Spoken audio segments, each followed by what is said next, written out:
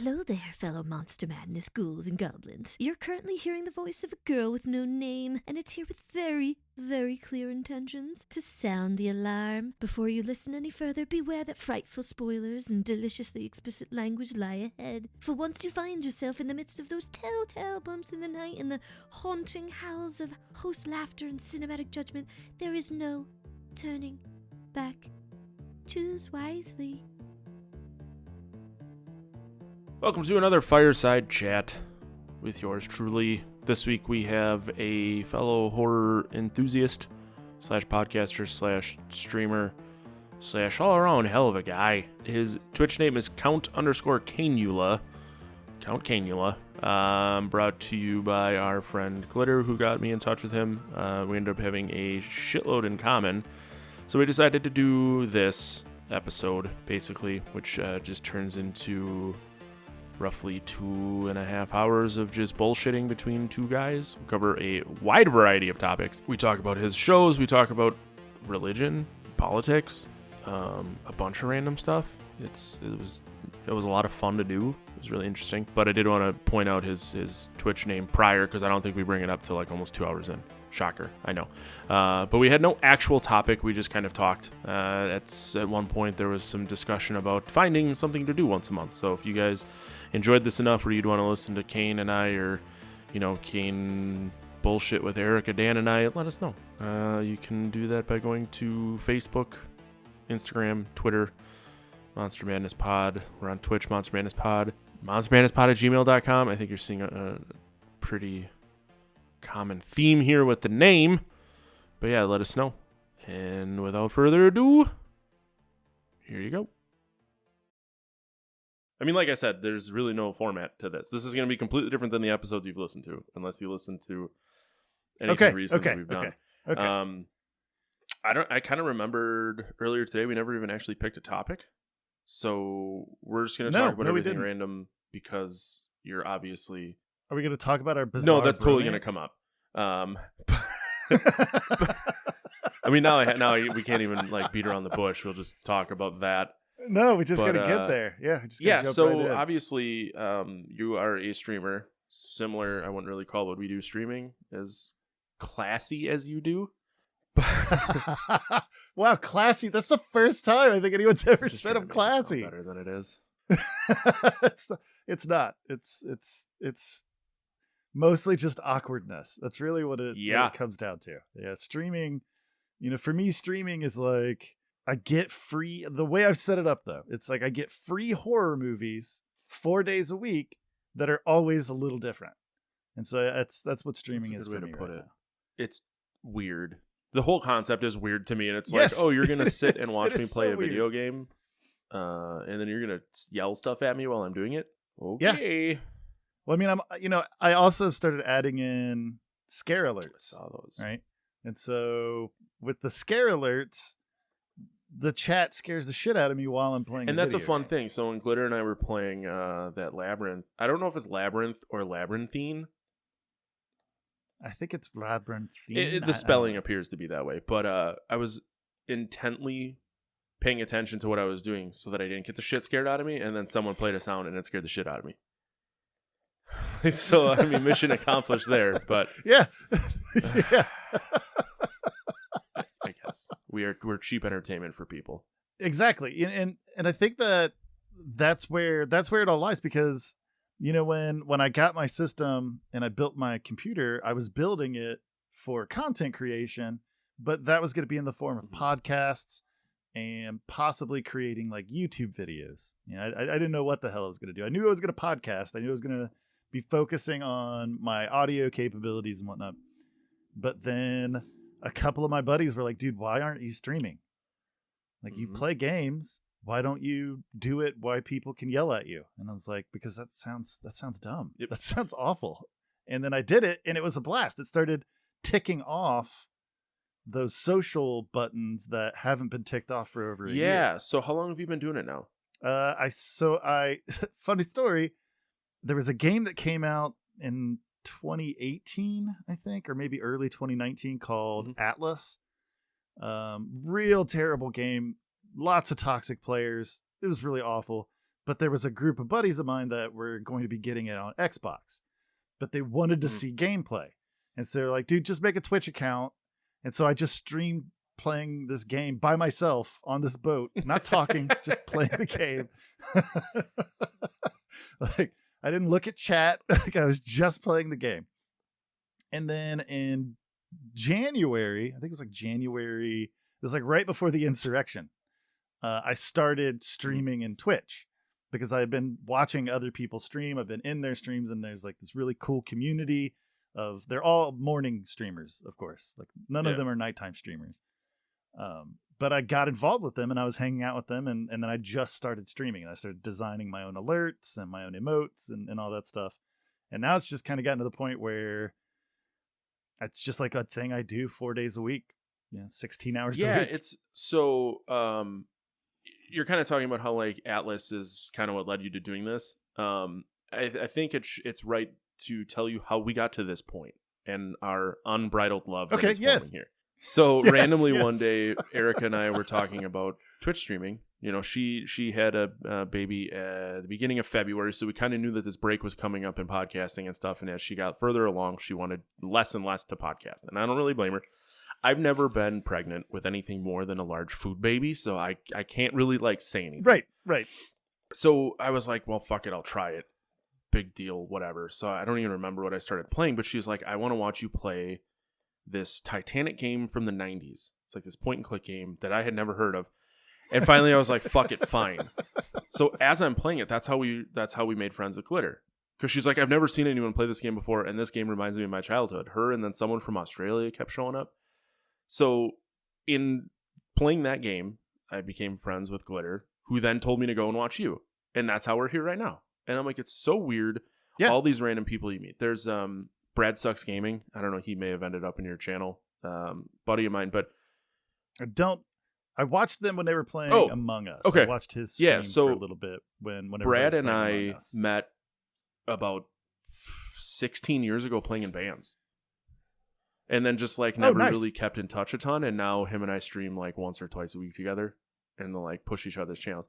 Yeah. So it's like, it's weird, like this small little community that forms. But as you had mentioned earlier, your bromance, and if anyone knows me, they know that I'm really not that shy. When I have something in common with someone, I will abuse the shit out of it, and I generally don't shut up. When we started the conversation about doing this, we kind of quickly realized, like, I'm pretty sure we might be twin brothers that are different ages with different hairstyles. We actually don't look the same overall at all. But it was interesting just to see how much we had in common, and that's, I think I love you. Yeah, no, I mean, I can without shame say that I think I love you too. Thanks for waiting until I just a mouthful of water for that.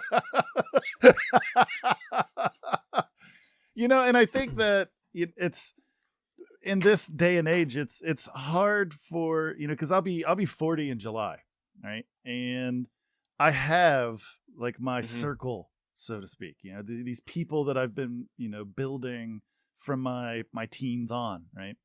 And it's very rare to interact with someone and just click. And I think that that's what happened, is that we are the kind of nerds that just clicked. And so we have to cultivate that. And the best way to do that is to have a podcast that, have a conversation on your podcast. That's basically how we're doing this. Exactly. And like, I don't know how you are in terms of going out in public, but like, I'm really into it when I'm really into it. So like before this whole thing happened, we would play shows, I'd go to shows, and I would usually go to people's houses and drink socially. And like when all this stopped, it's like that void of like seeing people is super duper real. Like my wife very much doesn't like, she could not talk to another human being for a week. She would be fine. It got to a point where I'm like, I haven't left the house in 4 days. Like I'm just going to go drive down the street just to like leave. Like I just need to leave. Like when everything started, like I was going to the grocery store at 6 a.m. like just because it was safer, and I was leaving the house. Right. And it's just like, man, now it's not as bad as it was, but I heard there was one full week I didn't leave the house. Like I don't even think I went outside. That was weird. Yeah. Before, like pre-pandemic, Like I've always found that I'm an Mhm. extreme extrovert. Like I like to interact with people, and the place that I was tattooing was slammed all the time. So I constantly was interacting with different Mhm. people every day. And then the pandemic happened, and I was locked in my apartment by myself, didn't really see another human being for a month. Yeah, that's and feel free to answer or not answer. Do you live alone? You I did when I okay? was in But I Chicago. mean, during the pandemic. I Oh, you were did for still in that first Chicago month. at that time. Okay. I was Okay. still in Chicago. So the reason that I moved back to Cincinnati is because the pandemic eliminated easy travel.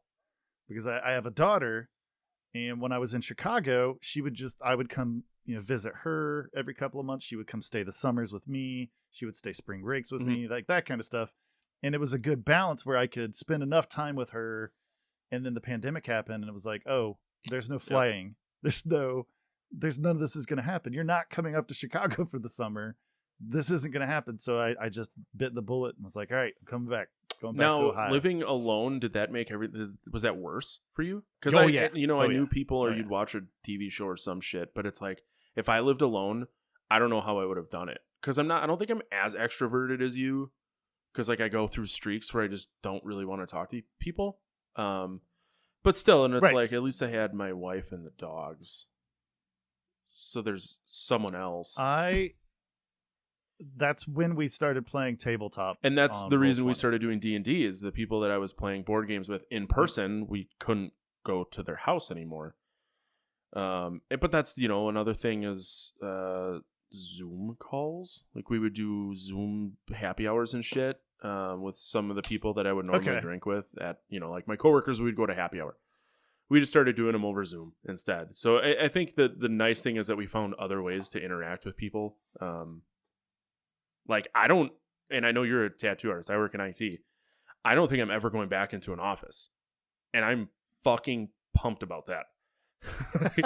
Like we live outside of town. Like it's a 35-minute drive for me to get to work. I'm like, you're now eliminating an hour and 10 minutes of commute per day. Like that's amazing. Yeah, it's for me, tattooing in Chicago, I worked Yep. at a street shop. It's a very rough and tumble type of situation. Very much so. If you don't like my price, fuck off. Like it was that kind of a jam, and it had its own energy to it. But when I tattoo in Ohio, I'm tattooing by appointment only. I'm tattooing like regular clients.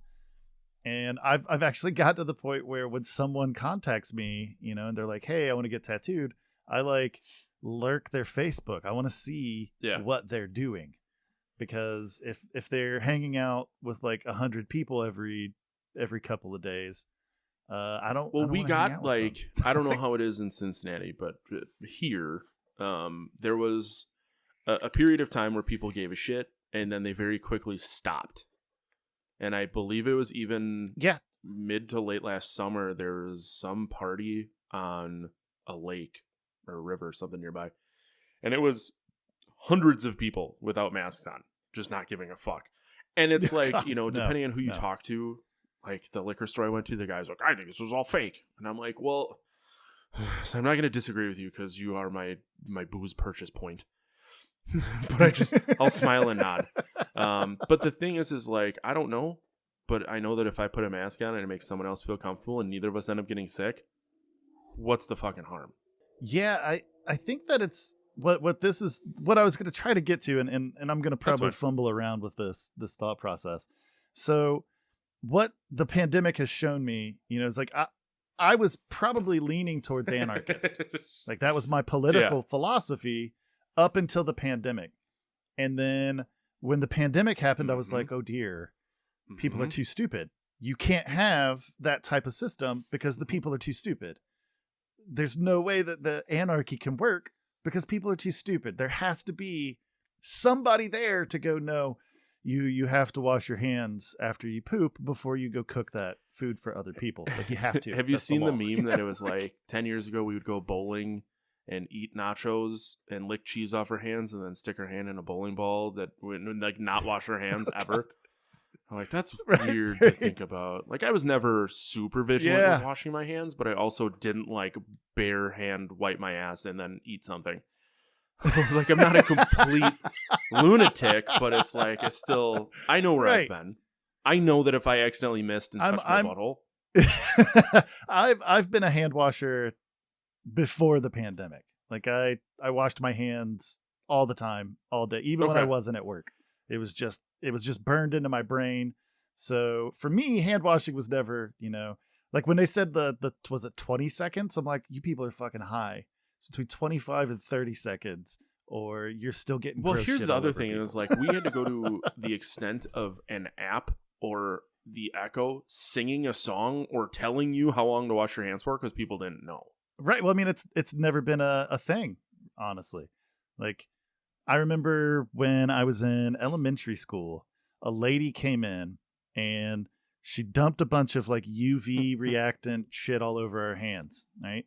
And then we were supposed to go into the bathroom, wash our hands, and after we washed our hands, we were going to come out and she was going to shine the light. And then we did that, and it was just gross. Like, our hands were just covered with this stuff. And I don't know why that stuck with me, because I probably was in kindergarten. Like, this was not like a 5th or 6th grade even. This was like kindergarten. And that just kind of stuck with me. And then when I became a tattooer, that was even more, kind of hammered into us. It's like, imagine that your hands are red. You need to make them green or everything you touch becomes red. But that's also you just giving a shit. And I don't think a lot of people give a shit. And I thought of this question before when you did bring up that you're a tattoo artist. I didn't want to bring it up unless you wanted to, because we had discussed that you usually just don't talk about it. Do you think it's a dick move for a tattoo artist to wear headphones while tattooing someone? Ooh, see, I'm torn on that, right? If the client has something to keep themselves occupied with, right? If they have their own headset, if there's like a TV where they can watch something, I think it's perfectly fine. Because honestly, I don't think that anything that you're going to say to me while I'm tattooing you really doesn't matter. No, I know it sounds harsh, but what you're saying while I'm tattooing you, unless it's, oh my God, that hurts more than the other spot. Like, and even then, that doesn't really matter. What I need to focus on is slowly building this design on your skin. And if I'm going to get into a better place by listening to music while you're watching something else, then, that's what we'll do. But if there aren't any of those things and you're fucking making your clients sit in silence while you hammer away with them with abrasions, I think that's a dick move. I think that's a mean dick move. I assume you probably started getting tattooed yourself at a young age. Yeah. So it was always like the first tattoo shop I went to, it was loud punk music and loud machines, and you just went and bullshit with people. It's like now I go and everyone has rotary machines. It is fucking quiet. The music's not as loud. And the place that we go to in town, my guy actually comes up here because he's friends with the shop owner. And it's like a real hipster type place. Like, it has a hair salon and a massage parlor inside the tattoo shop. It's like a one-stop shop. But there's this one guy who always has headphones on. And the last time we were there was the first time he didn't. And like, to me, it's kind of a pretentious move. Like, I think he thinks he's the shit and that's why he does it. But I don't get tattooed by him, so what do I really fucking care? Yeah. But I just wanted your thoughts on it. No, it really is. It's really, situational. If you've got something to keep your client occupied so that you don't have to talk them through what you're doing to them, then yes, fucking put headphones on. But here's the other thing. Jam out. Sorry, my dogs lost their mind and threw me off. But Amazon's probably here. Now, if the client is a friend of yours, you know what I mean? Like, if it's a random person that just wanted an appointment because they like your work, then that makes more sense too. Or like, say ahead of time, be like, hey, I'm going to listen to music. Bring something to keep yourself busy. Like, because I don't want to make small talk with someone I don't like. Or no. You know what I mean? So that there's, like, that makes a lot more sense. Sometimes you just need to talk things through with your new boyfriend. Yeah.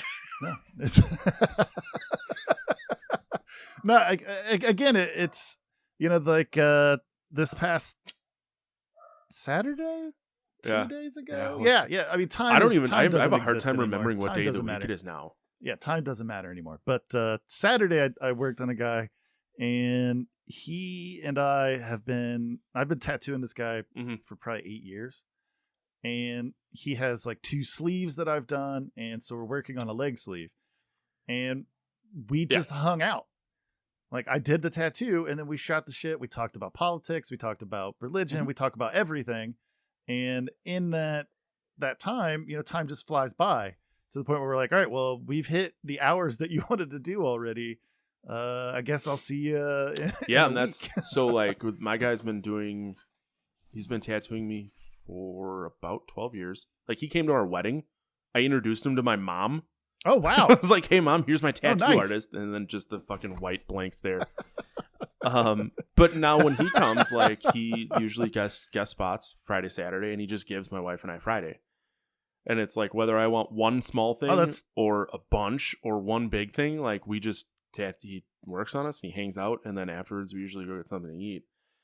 So, like, that makes perfect sense. Just to, like, hanging out is as important. Like, getting tattooed sucks. At this point in my life, it fucking hurts. Yeah. And it's not comfortable. It does. And it does just gets worse. Better. Like, as you get older, now it just gets worse. I'm down to like the real uncomfortable spots. So, like, my kneecaps are available. I have my sides done. I have like the the pork belly. I could do that, but that's not going to feel good. Okay. No, it's not. I could do a tramp stamp through my hamstrings. Well, I think want you should. like a full turtle shell. But it's like, I don't know what I want. And I'm like, just draw something and start tattooing me. And then he's in like, well, I don't really know what to do. I'm like, no Satan and no boobs. Like, just those are my parameters. I have a piece of pizza tattooed on me. Like, there's really nothing's off limits here. Right. But I can't come up with anything, so we just keep doing small shit. I mean, there you go. I mean, that's the thing is that if the same artist is doing all of your work, even if they're just doing a bunch of small shit, it ties together because the same artist is doing all of your work.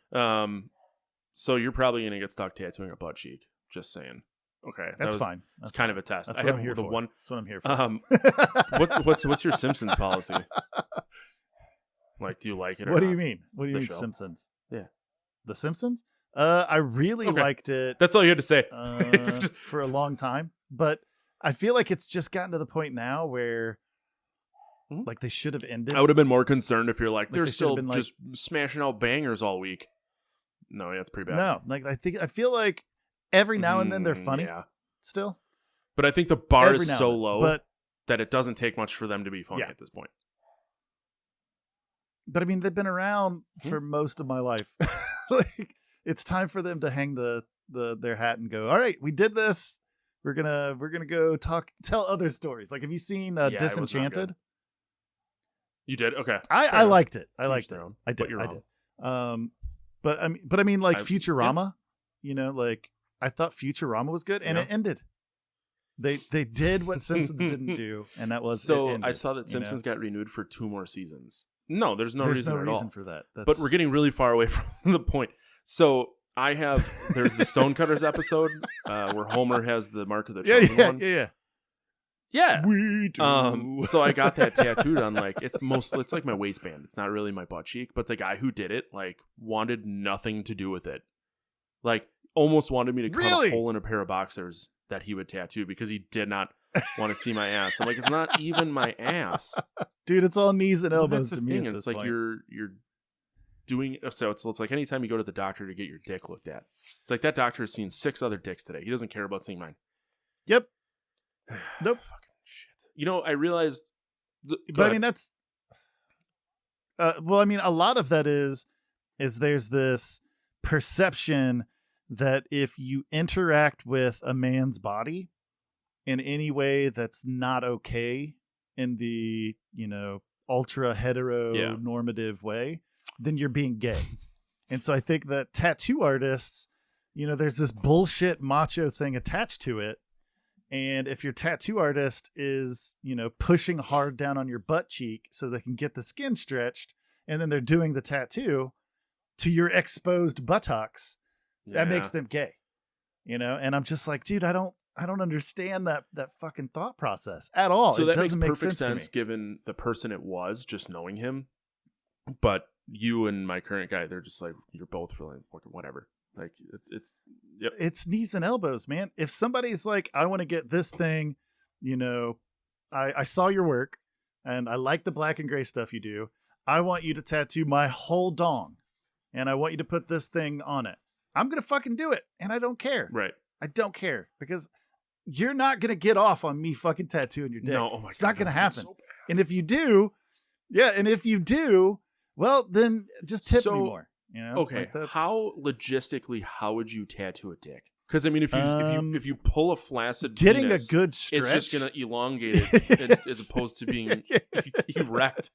Trying to be like politically correct with terminology. Most of the best work is going to be done on the head, right? Because that's where you're going to be able to do. But it's not like, I don't care how Dong Johnson you are. You're not working with enough surface area to really dive in and do some cool detailed stuff. So whatever you get on your dick is going to have to be somewhat basic. It's going to have to be somewhat simplified. But getting a stretch on it's just going to be about, pushing and, doing like a micro 3-point stretch is the best way to. So my dreams of getting a battleship on my penis are out because I just don't think it's going to work the way I want it to. It really depends on what you're working with. I mean, you could get one of those like those stamps. You could get like a battleship stamp. So my joke was always I would have a big battleship on my penis, and then after I had sex, I'd just be like, "Oh, you sunk my battleship," because it was. I mean, it was a pretty juvenile joke that was probably funnier to me 10 years ago. Cool. My guess is that I don't know exactly how old you are, but my guess is that it was probably a lot funnier like 20 years ago. I'll be 36 this year. So yeah, it was a lot funnier 20 years ago, but still, it was still it had some range 10 years ago. Yeah. I mean, there's the barbershop pole. I've never heard that one. Joke for the dick tattoo. Then there's the getting a $100 bill tattooed on your dong so that your wife can play with your money. That is a new one to me. Yeah. I've been around tattooing for 16 years. I've been a professional tattooer for 13 years and like 13 years. And the thing that I've noticed the most is that the jokes don't change. We're all children on the inside. Yeah. I mean, it's all dick and fart jokes. So that's because they're the best. It's just because you know where you're hitting with them. You're not punching in any direction. Because it's all dick and fart jokes, so it's just, this is just funny. And I'm trying to think of like, I don't hang out with people who don't think dick and fart jokes are funny, but that's because I don't think I relate to someone who doesn't find dick and fart jokes funny. So I was like, just imagine going to someone who wouldn't find it funny and tell a good dick or fart joke, and then just the look you get, that might be worth it. I think that it would be worth it. I think it would, especially if you could get the interaction recorded. Because that's where it's going to be funny. Something you can go back and review. That's what's going to make it fun. I think the instant it happens, it's just going to be this awkward silence. Yeah. And if someone's recording that becomes funny. But I think the interaction overall might not be. You have been invaded. Yeah, by I know. puppers. They were digging on the door, so my wife had to open it. And now they're just kind of walking around. Yeah. Hey, what's up? I was trying to pick one of them up, but they're not interested. Yeah. Do you listen to Your Mom's House at all? Okay, so it's a podcast with Tom Segura and his wife, and they did a quote unquote challenge where a guy would call his girlfriend a big-titted animal, and then you'd record the response. And we were talking about it at one of the bands I play and practice in my house, and our bass player is the one who told me about it, and I said if I said that to my wife, she would probably just look at me and be like, "You're fucking dumb." So, like, I don't think she would really get upset. But I said I also know if I say it in front of those guys, she will know it's a joke. If I say it when no one's around, I might get hit. So we went upstairs and I said, "What would you do if I called you a big-titted animal?" And she just stared at me, and I'm like, "I told you guys she wouldn't believe me." Sometimes the reactions are golden, but you got to pick those battles. Right. 5 or so years ago, maybe 6 years ago, I had a very punch everywhere mentality when it came to humor. Like I didn't care what thing I said as long as I thought it was funny to me. And some of the stuff that I said was pretty hurtful, just in general. And then I don't even really know where the I think it's just getting older, from. you know.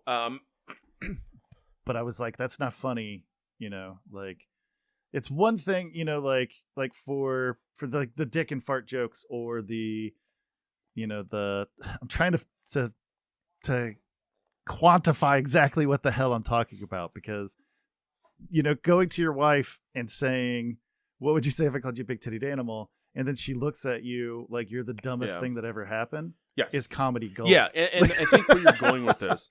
But going to like a random person that you don't know and telling that joke is not funny. So I think absolutely, that's where and I was agree with you. So there's a vast difference between a dick and fart joke where it's not directed at anyone. It's just childish humor. Whereas saying a name similar to big titted animal in the direction of a specific person can be hurtful. So, and I knew going into it that my wife would know that I, you know, especially with my friends around, that it was not meant to be hurtful. And that's why I said it at that time. Because if I would have said it when they weren't around, that could end poorly. So I agree. And I think that's just a matter of being older. Like, yeah. And just knowing and your understanding audience. that, you know what, like other people's feelings are in account here too. They do. And they matter. I think that was the biggest thing that I had to realize, was that when I would say hurtful things to people, you know, because I still say hurtful things to people, but they're my friends. And if they're willing to put up with it, then I'm just going to keep doing it. I had to explain this to someone, and it's like, I have some of the meanest friends in the world, but I know that when they say mean shit, it's not meant to be mean. But then there are other people who think that they have that right to be a dick to me before. And I recently had to go through this because someone, he's not going to listen to this. I'm not going to say his name, but I'll tell the story. I track the beers I drink in an app because I'm an adult. And I checked in the wrong beer because it had one name, but you had to read the back of it to figure out what it was really supposed to be called. And he lit me up. Okay. And he was clearly drunk. He was like, "You fucking idiot. You're fucking so stupid, you big dummy." And I just was like, you don't have the right to treat me that way because we are like beer friends at best. I'm like, the people that can call me a fucking idiot are people that I've been friends with for a decade plus. And like, that's a problem when people don't understand that's trust and honor lead you to be able to say super mean things to me. And I just don't mind. Too familiar. That's where, because, you know, and this is going to branch into a completely different topic, I think. Well, not different topic, but it's going to branch into a different topic. The internet has convinced people that there are no consequences for saying fucked up things. Because there's a screen and distance between you now. You used to have to say it to someone's face. But these days, though, like I can find your ass. Yeah. If like, I'm not saying that I'm going to go out of my way to do it, but like especially if you're in the same city as me. But the amount of like tough guys. Yeah, sorry. That is a puppers. Oh shit. But the amount of like the super tough people that will just say the most vile, awful things to you on the internet. And then if you see that person in public, act like that conversation never happened. And it's like, no, like, you said those things. Like, we're currently seeing each other in public because you said those things. And I would like to have a longer conversation about that. You know, like, this is like, why are you acting like I'm being unreasonable? Yeah, the like, exact person you're describing is a person that I know.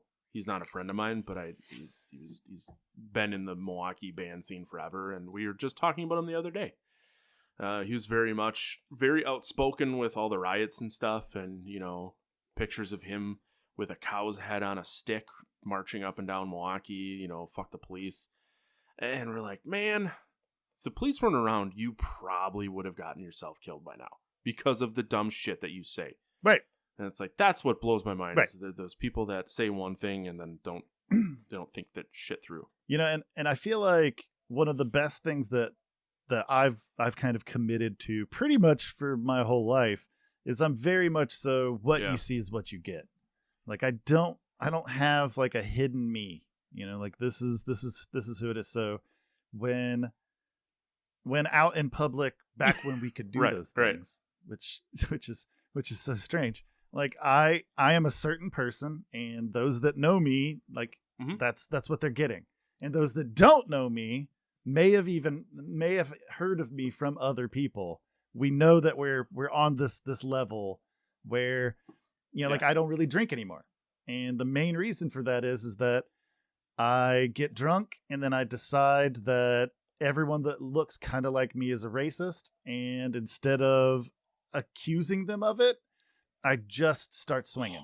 And that's where I'm at. That's where I'm at that's why I don't drink anymore. And that's a super adult decision to understand that, like, this is not my thing. Yeah, I can't do it anymore. And that's I've had weird conversations with people because, like, I've been known to enjoy a snifter of port around the holidays, and I know that sometimes, like, I try not to drink on weekdays because I still have to be an adult by 8 a.m. the next morning. Right. But I know that if I decide to treat a Tuesday like a Friday, I still need to be an adult no matter how bad it hurts the next morning. And that's, I think we coined the term degeneradult, where it's like I could be a degenerate on Friday and Saturday, sometimes Sunday, but by Monday morning I have to be an adult.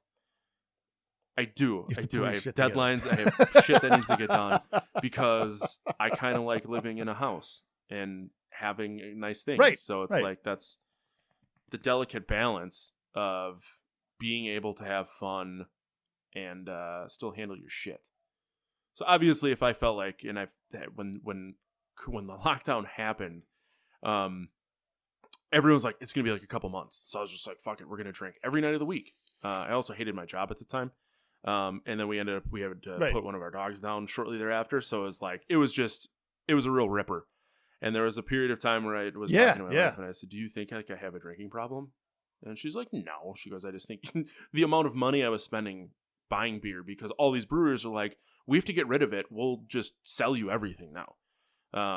That was the only concern, but I feel like I got a pretty good handle on my shit. Yeah. No, well, good. Yeah. No, I think like every now and then, if I get to a point where I'm not sleeping well, I'll smoke some weed and I'll be good for like a few weeks. But as far as drinking is concerned, I just don't have faith in my ability once I start drinking to stop drinking. Because once I get on a roll, I'm just like pour booze in my if I'm having fun, it's very hard for me to stop. And that's part of the reason. There's been a couple Friday night streams where it's fucking 1:30 in the morning and I've been streaming for 7.5 hours. And I'm like, oh, I gotta go to bed because I'm going to be up at 7:30 the next day. But that's, it's just understanding when it's time. But I can agree the devil's cabbage, is that legal in Ohio? I can cut this out if you don't want me to. Like if you don't want to. Oh no, I don't care. Too. I know it's not legal here, and was curious. Yeah, I mean, when I was in Chicago, it was legal recreational. In Ohio, I believe it is legal medical. But my mother just beat the hell out of breast cancer, and during that very trying time when she was on chemo, she did a lot of the marijuanas. And she got to the point where she was baking these delicious, amazing things that will absolutely knock you the hell out. And that's what she gave me a bag. Like I helped her move some stuff, and then she just gave me a bag of brownies. And so that's kind of where I'm at now. Is I'll eat a little bit of brownie, and I don't smoke a lot, so it doesn't take much. Just a little bit goes a long way. Yeah, it's a great thing in my opinion. It is. It's amazing, and it astonishes me. I mean, I guess it doesn't astonish me because if more people had access to weed, I just wonder how much it would curtail violence. Yeah, just in general. Yeah, that's a really good generalization. I mean, I have a friend who had his knee replaced twice. Like the first one didn't take, and he refused pain pills and just smoked weed the whole time. And it probably helped his recovery, and he didn't end up with a pain pill addiction. Right. Yeah, which can transform into all one of the sorts guys awful things. in one of our bands hurt his back years and years and years ago, and they gave him pain pills, and it's turned into heroin. Well, yeah, that's about how yeah. it swings. So, I mean, to your point, if it was just available, easier to come by and legal, like we could avoid a lot of opioid addiction too. Yeah, but then you got to look at, who's going to make money off of that and who's going to lose money off of that. If marijuana is, the consumption of marijuana is a catch-all, so to speak, and it allows you to deal with anxiety, allows you to deal with depression, allows you to deal with pain, allows you to deal with all of these things. Well, that's like a good chunk of the pharmaceutical industry getting punched right in its wallet. Yeah. So that's the only thing I can deduce at this point, because it's not like people are getting high on weed and then doing murder sprees, and eating people's faces. That's a bath salt. Yeah, no, the last job I had was in the pharmaceutical insurance, so I'm well aware of how none of them want that to happen. No, of course not. Eventually it'll happen. I keep thinking that once this the Mitch McConnell generation, once they let loose of this mortal coil, that things are gonna improve, and I'm starting to get this feeling that it's not that generation, right? That it's like my generation's fucked too. That it's gonna have to be like my kids and my kid and her generation that's going to be the ones that usher in better days. You hope. I mean, I feel like I can't be the only person that's talking to my daughter and talking about social justice or talking about privilege or talking about, I can't be the only person that's doing, like, my kid doesn't look at the gay community as being a separate entity. My kid looks at the gay community like that's just, just, they just exist. They're just, but unfortunately for every person like you, there's at least one person who disagrees with everything you're saying and is then teaching their child their beliefs. And then they're not 100% guaranteed to meet someone like your child to be explained otherwise or to see it. So I think it's going to be a slow roll process to get everyone on board. But what else is going to come up in between now and then that's going to piss someone else off that we're going to have problems about? And I don't think I just think humanity is fucked in and of itself. Well, I mean, I think there's truth to that. I think that if there's something we can be mad at each other over, we'll find it. Yeah, just because. And like, we aren't having kids. We decided early on not to have children. So there's this like selfish part of me that is like, oh, I'm glad it stops here. But for my friends and my care for my friends' children, that is concerning that their kids have to still deal with this shit. Well, I mean, that's the other side of it too, is, I was talking to someone about a similar situation where we were talking about, the assholes of the world are procreating at the same rate that they were in the 1950s. Like those bastards, they're not concerned with they're just banging out, making babies. That's just what they're doing. And then the people that have half a brain are going, well, this isn't really a good time financially. We should probably wait. There's that movie Idiocracy. It's becoming true. Like there's probably there's some validity to that. Yeah, and but I mean, it's crazy. That's what it is. It blows my mind every time I think about the fact that we just had a fucking reality television star as the president, and that's like that wrestler dude from Idiocracy. Like, it's basically like he had no idea what government was. He had no idea what he was supposed to do in government. He was just like, Donald Trump businessman, Donald Trump make money. Like, that he had no idea about the workings of government. Like, and that was just 74 million people were like, yeah, that's what we want. And then on the other side, the flip side of it is we have this like mummy, like this 80-year-old very confused sometimes. I don't think he's as mentally fucked as the right wants to say he is. But like he's not great, you know? Like he's been involved in politics for 50 years. I think that if the direction that we're going, you know, intellect-wise is or not intellect-wise, but anti-intellectualism. If we keep going in that direction, then what we're going to get is worse than Trump's. We're going to get people that just don't fucking care, that don't know anything at all, and that the only reason that they're in is because their beer buddies from Stanford were like, you know, we think you should be president because we have these, you know, policies that we need to get passed, and we know that you don't read them or know anything about them, and you're just going to rubber stamp them, and the people like you. Well, that's a good way to put it. So we put in this, it's like a glass door that you put into your back, your patio door, so that there's just a built-in dog door. Okay. And we got it today. Right. And he's barking at the thing, which all he has to do is push on. And he goes outside and squeaks out like a fucking half ounce of pee, and then doesn't know how to come back in. And I'm just like, Jesus Christ. I know. Just I push know, on like, it. guys, it's not that hard. Please just. Yeah, see, my house is a cat household. I am a lover of both dogs and cats. I'm basically a equal opportunity pet lover. Like, we're allergic to them. cats, so that's why we have like hypoallergenic dogs. But we have bunnies, and there's also a tortoise that lives here, which is incredibly cool. Well, it wasn't my choice. Yeah, we've got 4 indoor cats, and then when we bought our house in 2009, we inherited a feral cat colony that was in our backyard. Okay. And yeah, so at the highest population, this feral cat colony had 13 members. Yeah. And then, you know, like they'd get eaten by coyotes or raccoons or things like that.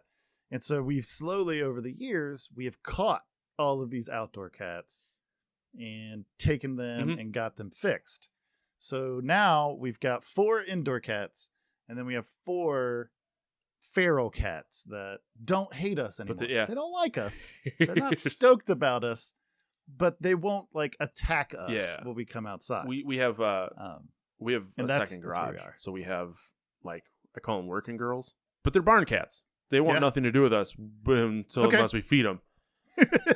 But so plus my wife lets me name them hilarious names like Stone Cold Steve Poston, and then the other one is Puma Thurman. Nice. But like if I go into that garage, the only thing in that garage That's for good. me is like the lawnmower. But then like Stone Cold will just sit in the rafters and hiss at me. I'm like, I'll be out of your hair soon. Yeah. Yeah. Don't come at me, buddy. Yeah. Just let me keep alone. killing them mice, please. Yeah. No, that's my neighborhood has a very small rodent population. Nice. And I think that because of the cats that live in my backyard and the surrounding neighborhood, I think because they're there. Because if there are, they eat them. And have you ever watched pack tactics of like feral cats? No, it sounds terrifying though. It is. There was a squirrel. I was looking out my back door and I saw this giant squirrel just plop down into the backyard. And I actually got my baby mama. I was like, hey, you're going to want to see this. You're going to want to see this. And she's like, what are you talking about? I'm like, just watch. And so we're just staring out back and watching as this thing's just, you know, because we have a black walnut tree. And so it's just kind of rooting around looking for delicious foods. And they were like velociraptors. Oh. Man, like one of them was visible and made itself known so that the squirrel's like, oh God, you're coming after me. But then there were 2 more that were kind of low to the ground, and they were the catchers. Like the one that was visible ran at the squirrel. The squirrel dipped and ran into the waiting arms of one of the other ones. Have you ever seen chickens fucking murder something? Holy No. Christ. So in summer, so like visual, we live on 10 acres outside of town. Like the closest neighbor is a quarter mile. So it's like there's tall grass between us and them. Okay. Lots of frogs, lots of voles. When I mow the lawn, the chickens just follow me around because the frogs, I'll hit a frog here and there. Then they go and eat it. Or a vole will take off running. Well, then you see, we call them chicken emergencies when chickens take off running. And then they'll fucking grab a vole, throw it up in the air, and then just tear it apart. Eat the thing. Yeah, Oh, they God. are prehistoric murder yeah, birds. No. They're They are insane. dinosaurs. A fox got 2 of them right before winter. I just went out into the backyard and there was just a chicken corpse without the breast meat. And I'm like, well, I gotta clean this up. Yeah, Took the best parts. yeah. I'm not great at that, so my wife like puts it on a shovel and then I just stand with a garbage bag like as far as I can. Getting better though. Yeah, I mean, I've never, like my family comes from farming stock. Like my family's from like the bowels of Kentucky, and they grew up on farms. And I am so far removed from that it's strange for me to even think about it.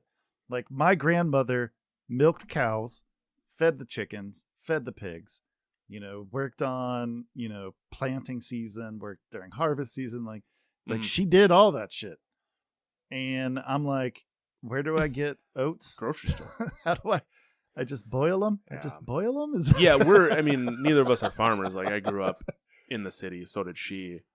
But at our old house, our neighbor was an alcoholic and like would try to beat down his back door at like midnight on a Saturday night and then scream stuff at his married girlfriend. And it was just like all this weird stuff. And like the people across the street would give us reports on who was at our house. And they're like, oh, we noticed you guys weren't home all weekend. Where'd you go? So it's shit like that where it's just like, I don't want that. Yep. Here I can walk around butt naked in my backyard if I wanted to and no one would really even know. Right. Well, and if you want to grow crops, if you want to do those things, absolutely. You can do it. Apparently there's a video of me very drunk agreeing to getting a goat. Maybe someday. I don't know. Goats are fun. Goats are fun. I actually am covered in goat eye tattoos. Why? Yeah. It's a Baphomet thing. Okay. But goats in general, I do enjoy them. I think they're hilarious. I'm wearing a super satanic shirt right now. It's yes, you are. Which is funny because I went to private schools and we discussed our religious alignments. I just think, you know what? Yeah. Maybe if like Christian imagery was as badass, I would wear more like Jesus dunking on Satan shirts. Well, I think what it comes down to with Christian art is, it didn't age well. Like the production of it didn't age well. The actual art is still gorgeous. Like looking at, and it is based off of churches though. So like if you go into a Catholic church, like an older Catholic church, their art's just going to be better. Like it's just going to be nicer. Yeah. It's just going to look cooler. But whereas, some of it was pretty gnarly, like John the Baptist's head being on a plate, like some of that shit was gnarly and it was really badass and cool to look at. And then it just sort of became doves flying over water. And you're just like, dude, I don't need to see white Jesus for the 150th time. Give me something, like I want to see a representation of the Levite priest and the concubine. Like, give me that fucking artwork. That's going to be gnarly, but it's not there. That's not the story that's going to be painted. Exactly. And I think that the whole purpose there is that they're trying, it's supposed to be happy and go lucky and everything's going to be fine and dandy. Anyone ever read Revelation?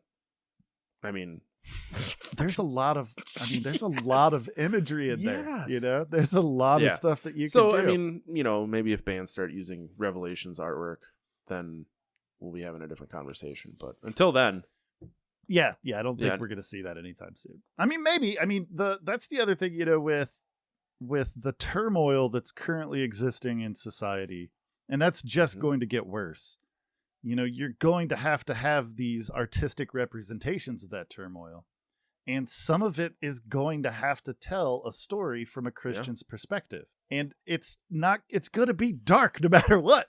Like, Doesn't matter who you're following. It's going to be dark. It's just it's whether or not you can feel comfortable making that art without attaching the hope to it. Right. Because the darker, like, I won't even say it's satanic. I would say it's more, more pagan than anything. Most of the metal art that we're seeing is more pagan. Satanic art, I mean, how are you going to paint a picture about individual freedom? Like, I don't think you can do that with making it look gnarly and badass. Like, it's gotta be like deistic Satanism, like where the devil exists. Yes, you can make artwork for that. You can make paintings for that. It'll look scary. That's cool.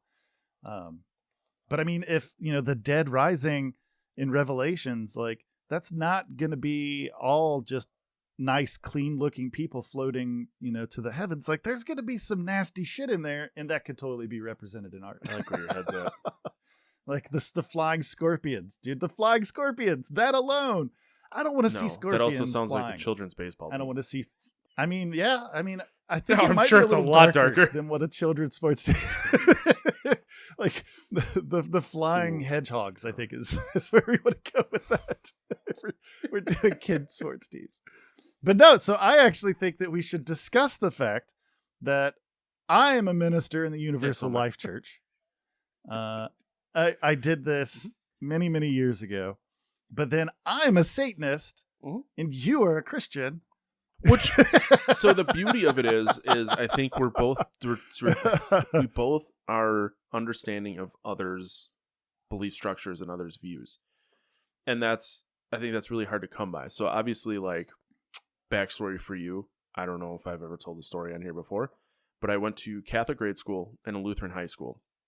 When I was 17, I was going through the motions of getting confirmed Catholic, and I just kind of was like, you know what, I'm going to do Lutheran instead. If I'm going to abide to an organized religion, this one works more for me. My dad, who is like staunch, hardcore Catholic, did not talk to me for 2 weeks and was like, you just wasted 17 years of your life. Oh my God. He's fine now. They were literally at our house yesterday. But the initial, like, even his mom didn't care, who was as Catholic as the day is long as well. And it was just like, you're still going to church. You're still like, you still abide by the same rules. And, so that was kind of like the first thing. I'm like, that doesn't really make a ton of sense. Then, I get out of high school. I get out of the shelter of private schools where I was treated very poorly because I listened to Metallica and Pantera and all that shit. But the first time I went on quote unquote tour as myself and another guy who was Christian people in this band, and just seeing other people and like the things that would get said to you for being that way was kind of the initial. It was the initial like kick in the nuts to be like, you know what, man, someone else can believe something different, but we can still be friends. My wife and I don't believe the same thing. Right. One of my best friends, he almost choked to death, and his views changed a little bit. But before that, very, very much an atheist, very hardcore atheist, very stick to his guns. But we had a lot of really good conversations about our differing beliefs and like why I believe this and like what is this supposed to mean and shit like that. And I think that's the beauty of it, is like you and I could have the same, because I'm curious of why you went the direction you did, or why something is spelled out the way it is in your Satanic Temple, correct? I'm definitely a so like just the beliefs of the Satanic Temple, like that's interesting to me. That doesn't make you a bad person. Like, you as a member of the Satanic Temple are probably still a better human being than 75% of the people that I've met going to church, because I can't walk into church as a heavily tattooed person and not get looked at like I'm the fucking bad guy. Well, I mean, that's where therein lies the problem. Like when you look at a lot of philosophies, they change with the times, right? So as like the deists from the 1700s, like the deists, they didn't know a lot about science, right? But they had this view that there was this deity. It wasn't necessarily directly involved anymore, but it did the natural things, the things that we don't have information for. So it was like, that's the less dogma. It was less dogma, and it was like, here's this being, it exists, it did these things, now we're going to do our things. right? It allowed them to change with the times. So when more knowledge became available, they were able to include that into their personal philosophy. And I think that a lot of the problem that we see with organized religion that is biblical literalists, I think that, they'll look at gay people and they'll go, "You're an abomination in the eyes of the Lord." And then they'll shave their beard off. And you'll be like, yeah, "I've got something to tell you. Yep. You're not going to like this, but I'm supposed to stone you to death because you shaved your beard off. And that is an abomination in the eyes of the Lord." And that Red Lobster that you were at last night, dude, I saw you eat the endless shrimp because I was eating it too.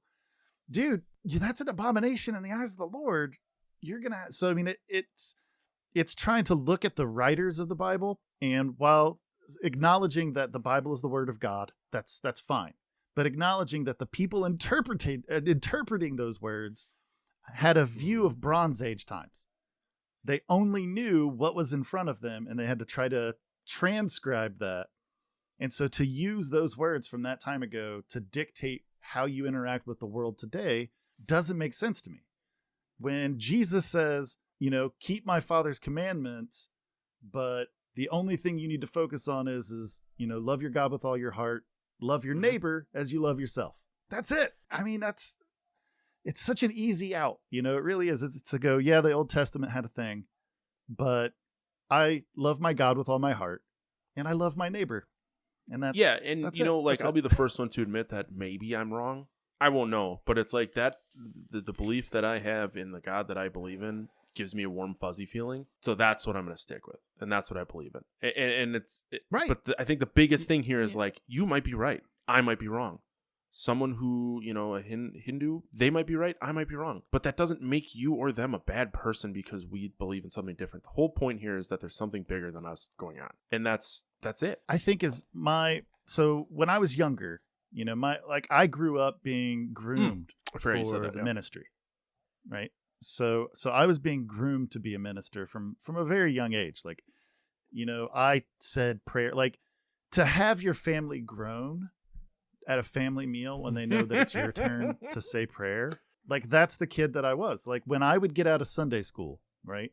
I would collect the kids in the neighborhood that didn't go to church. And I had this little purple pup tent in my backyard. And I would memorize our pastor's sermon. And I would redo that sermon, with my own words to these kids and save them, get them to accept Jesus Christ as their personal savior. Like that's a thing I did every Sunday. Go to church, come home, collect the kids in the neighborhood that didn't go to church, bring them in and proselytize to them. So from an early age, my father used to talk to other people and was like, "Oh, he's going to be a powerful soldier for Christ, blah, blah, blah, blah." And what I saw though, as I got older, like my dad was abusive to my mom and would justify it as, she spoke out of turn, like she's supposed to, I'm the master. She's supposed to listen to me and she didn't. And I saw those injustices and I'm like, God is love, right? Like it says it, you've been telling me this my whole life. Where's this?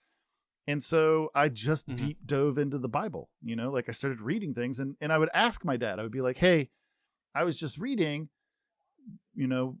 why is this thing? Why is this like this?" And he would say, "You're not supposed to, those aren't the questions you're not supposed to ask those questions. You're just supposed to put your faith and your trust in the Lord." And as I got older, I think I was probably 12. It was younger than that when I started having doubts. But when I was 12, I asserted myself as an atheist. Yeah. I was like, I don't believe anymore. I've asked you for evidence. I've asked you to help me. And all you've told me is to read the Bible. Well, I've been reading the Bible.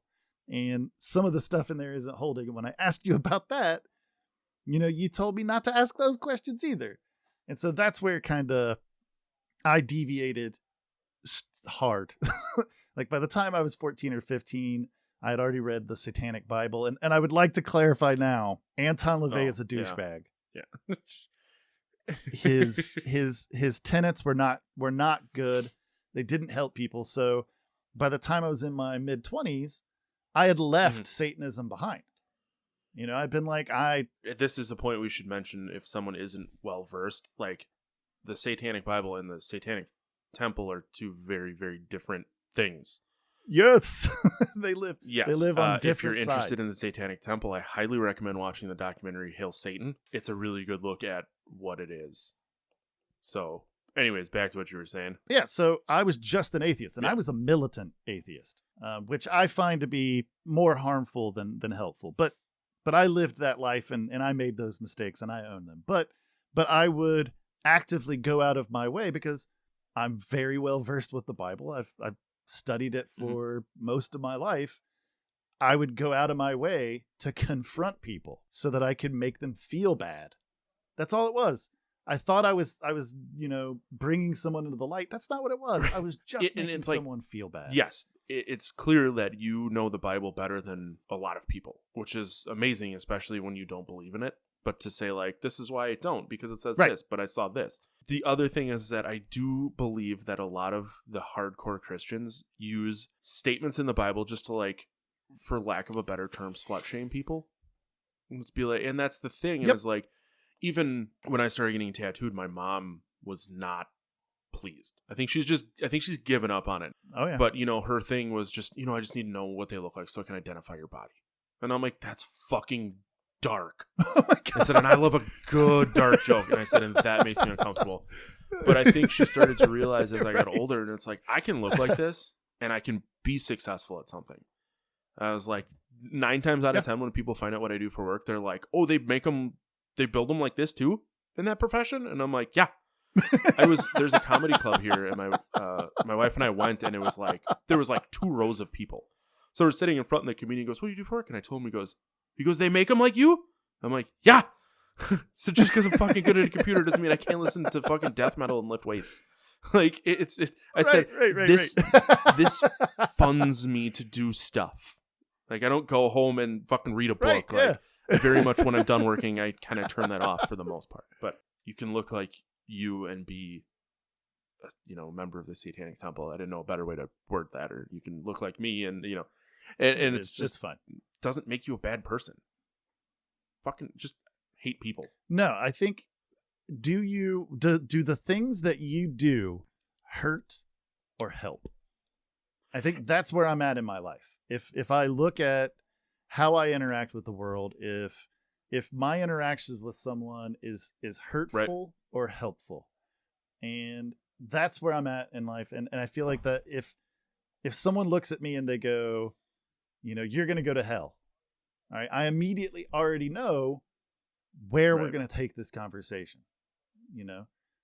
but like, one of the things that I've been doing when dealing with like hard right conservatives is I've been asking them what Jesus said about foreigners. Like, what did he say about that? And a lot of times they're like, oh, God helps those that help themselves. I'm like, no, that's what Ben Franklin said. God didn't say that. It's not in the Bible. That's what Ben Franklin said. I'm glad that you like Ben Franklin. Hell of a guy.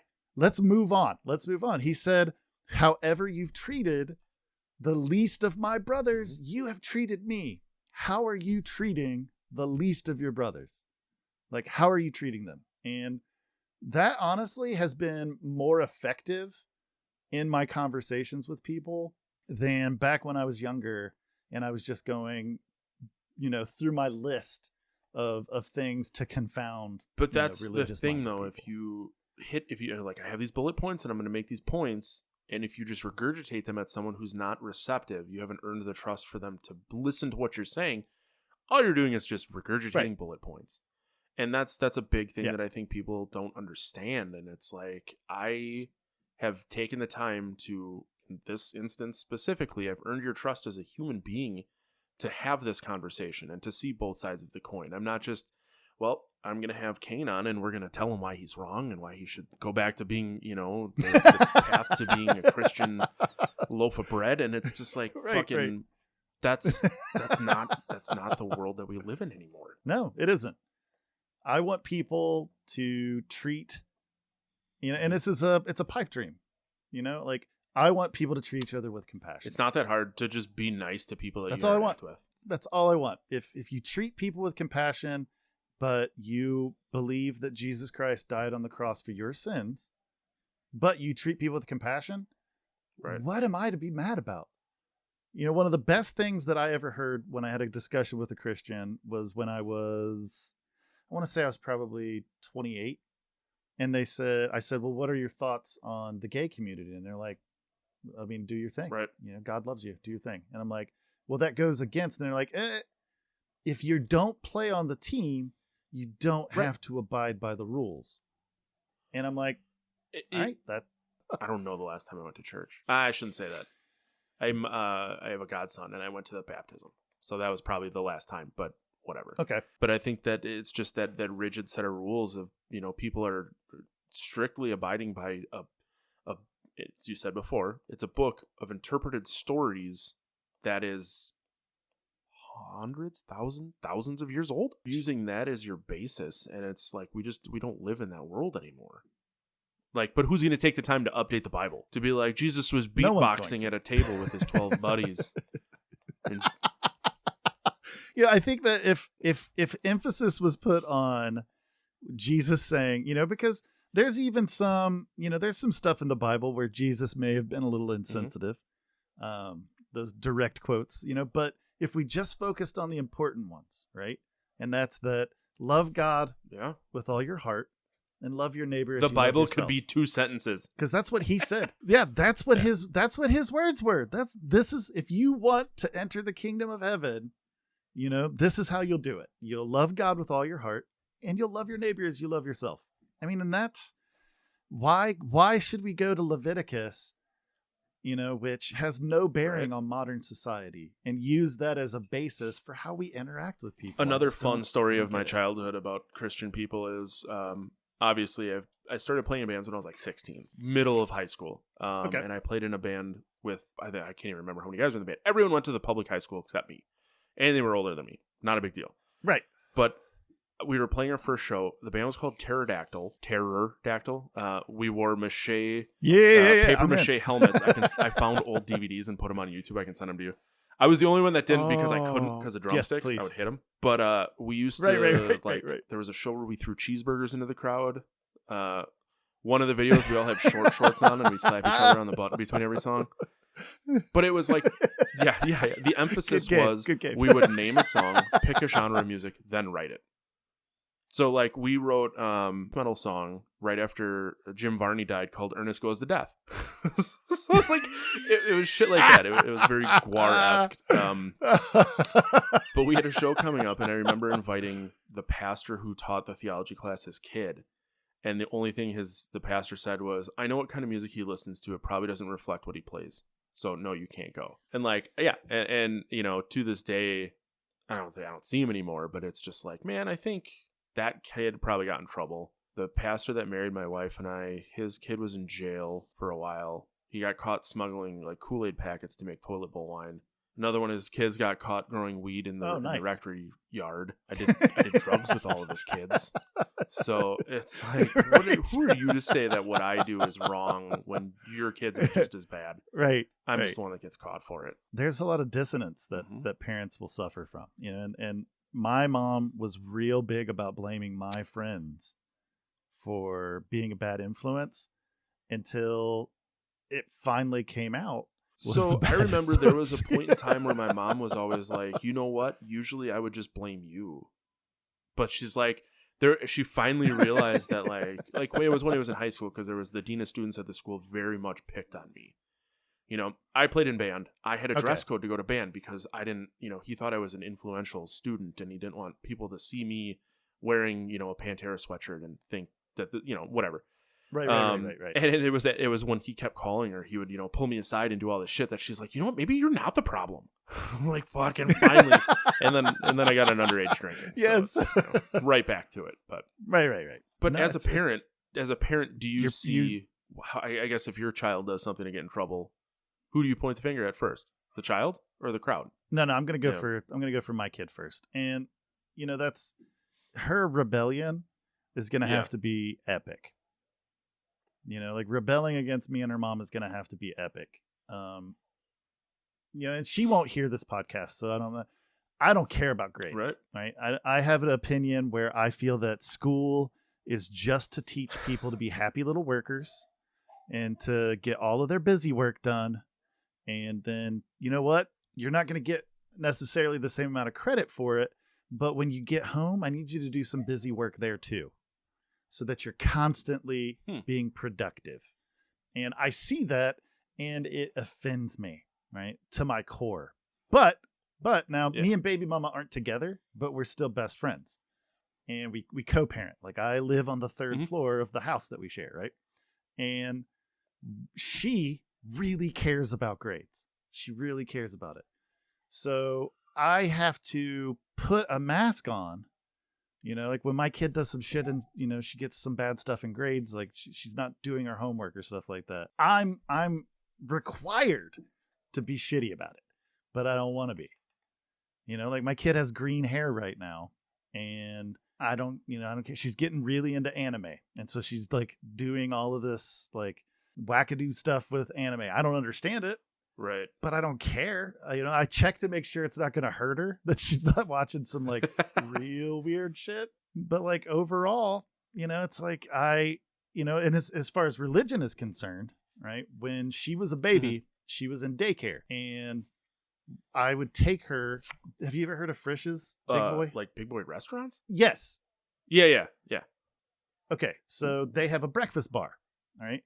And so when I would take her to daycare, we would go to the breakfast bar. That was just our jam, right? And that's what we would do in the morning. And after she had been at this daycare for a while, she started praying before food, which wouldn't offend me if one of her friends got her into it.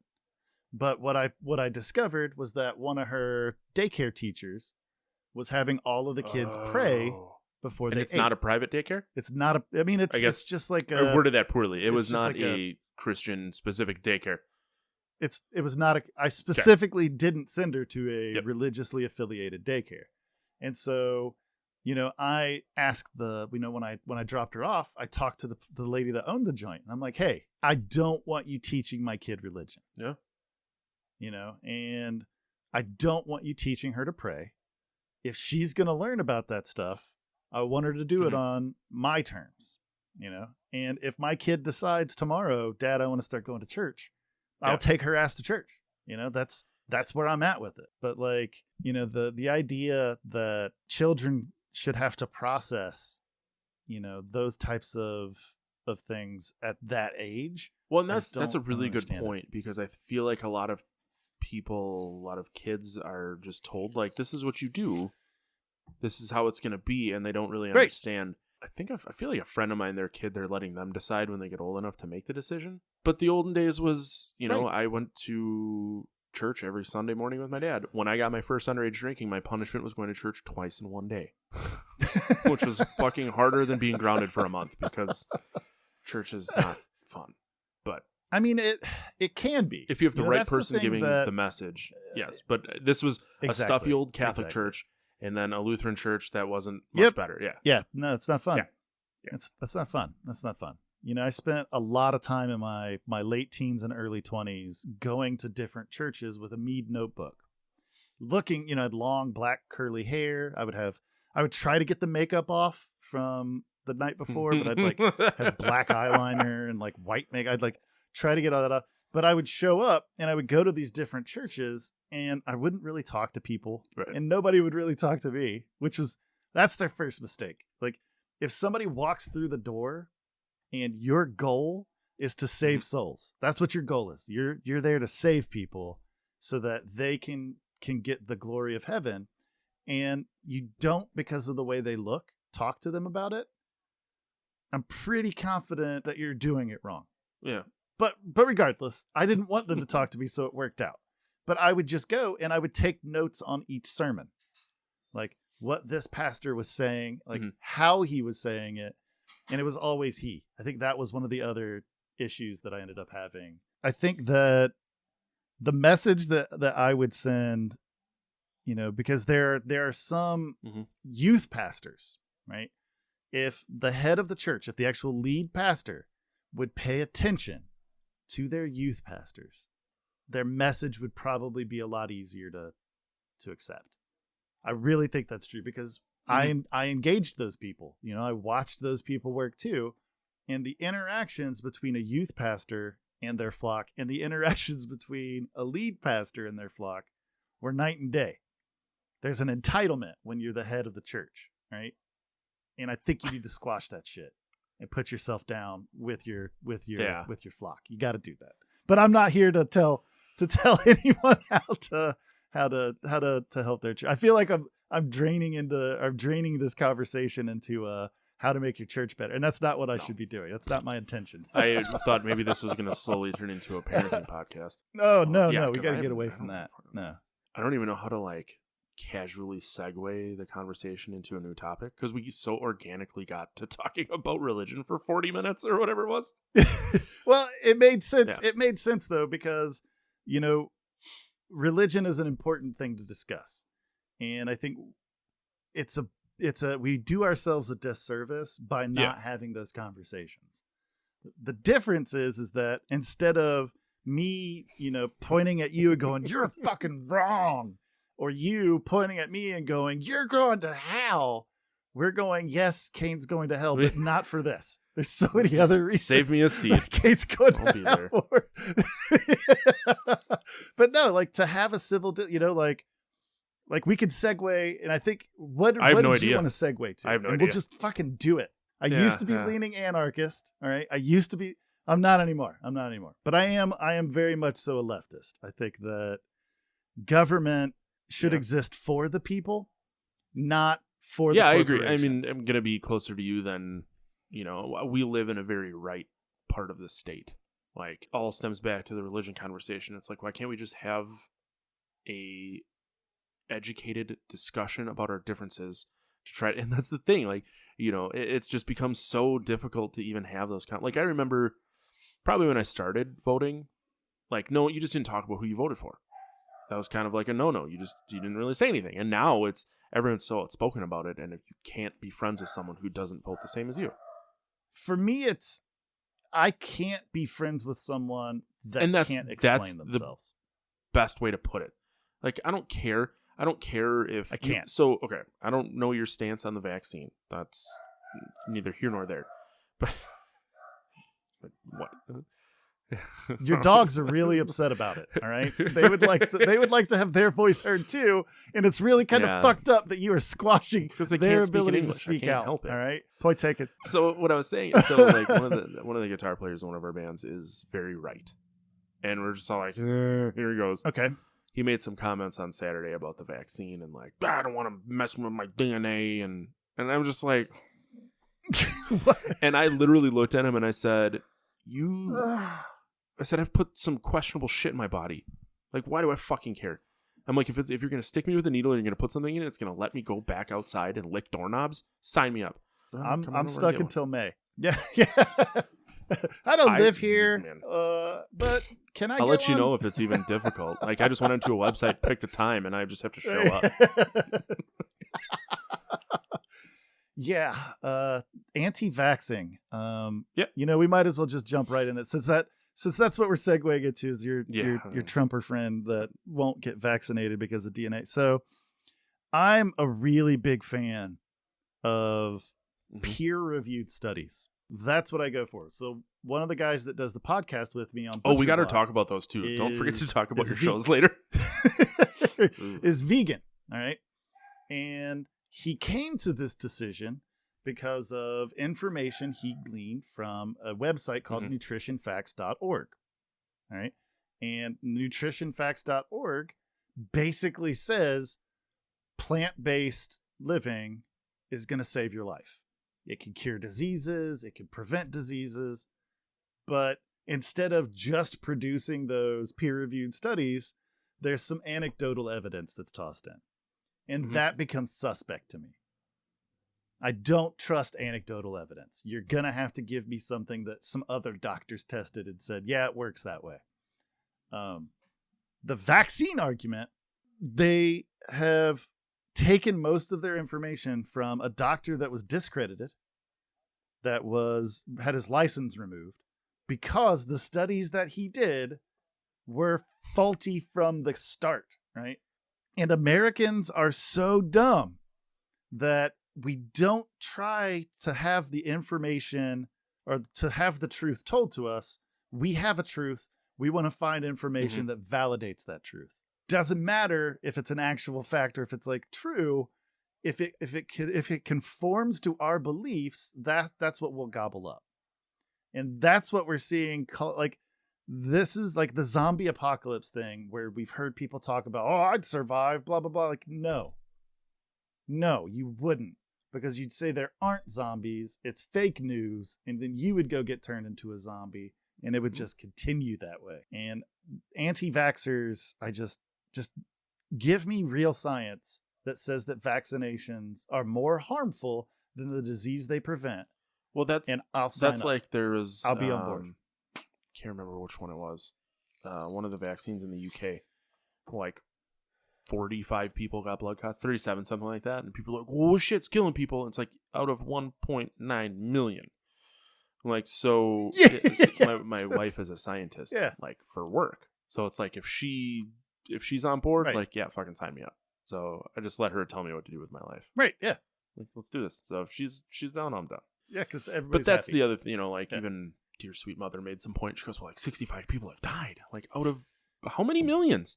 It's like, no, you could have tested it on 10,000 and maybe someone would not have died. That's just the fucking way it is. Right. Still less than people that are dying from the actual virus. Exactly. This non-existent flu-like virus. Like that's.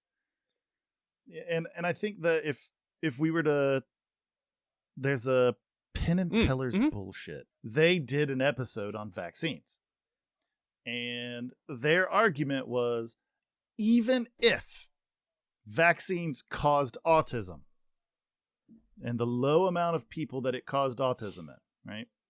The amount of people that are now safe from dying, including your newly autistic child, safe from dying outweighs the cognitive issues that could result from that. There's no evidence that those vaccines do that. In fact, I would say we're moving into more of there's evidence against it at this point.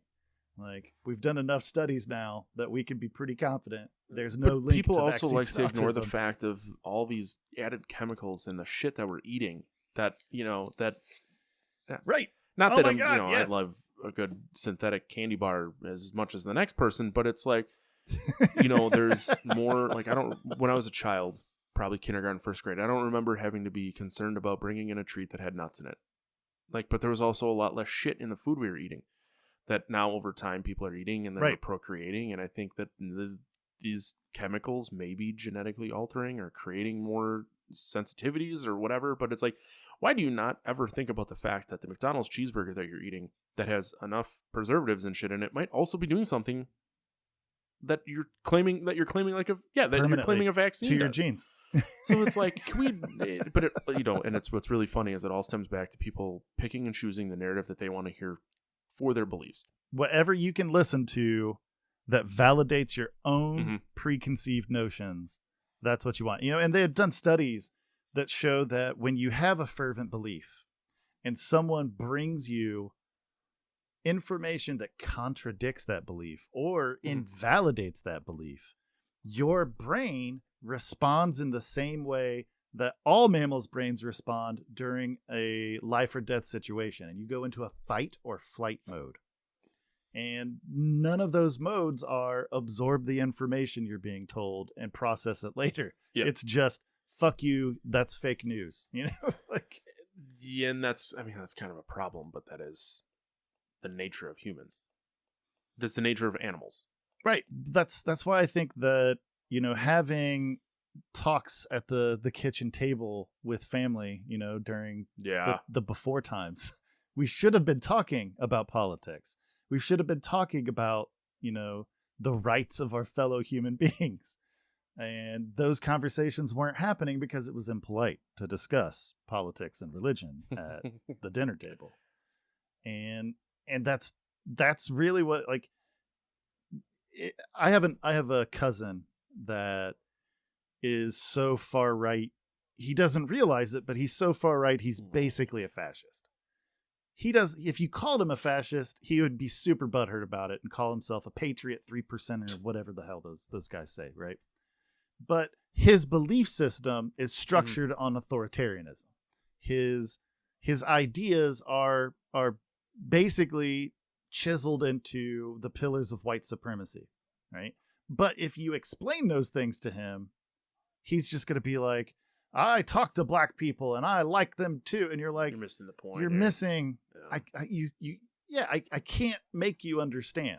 So that's what I'm saying. Like, I think that if, and you can edit this out, but I think that if the coronavirus had maybe targeted, and I would be in this mix too. So I'd be on the fucking corpse pile as well, but maybe it targeted white Protestant males, just kind of centered in on us.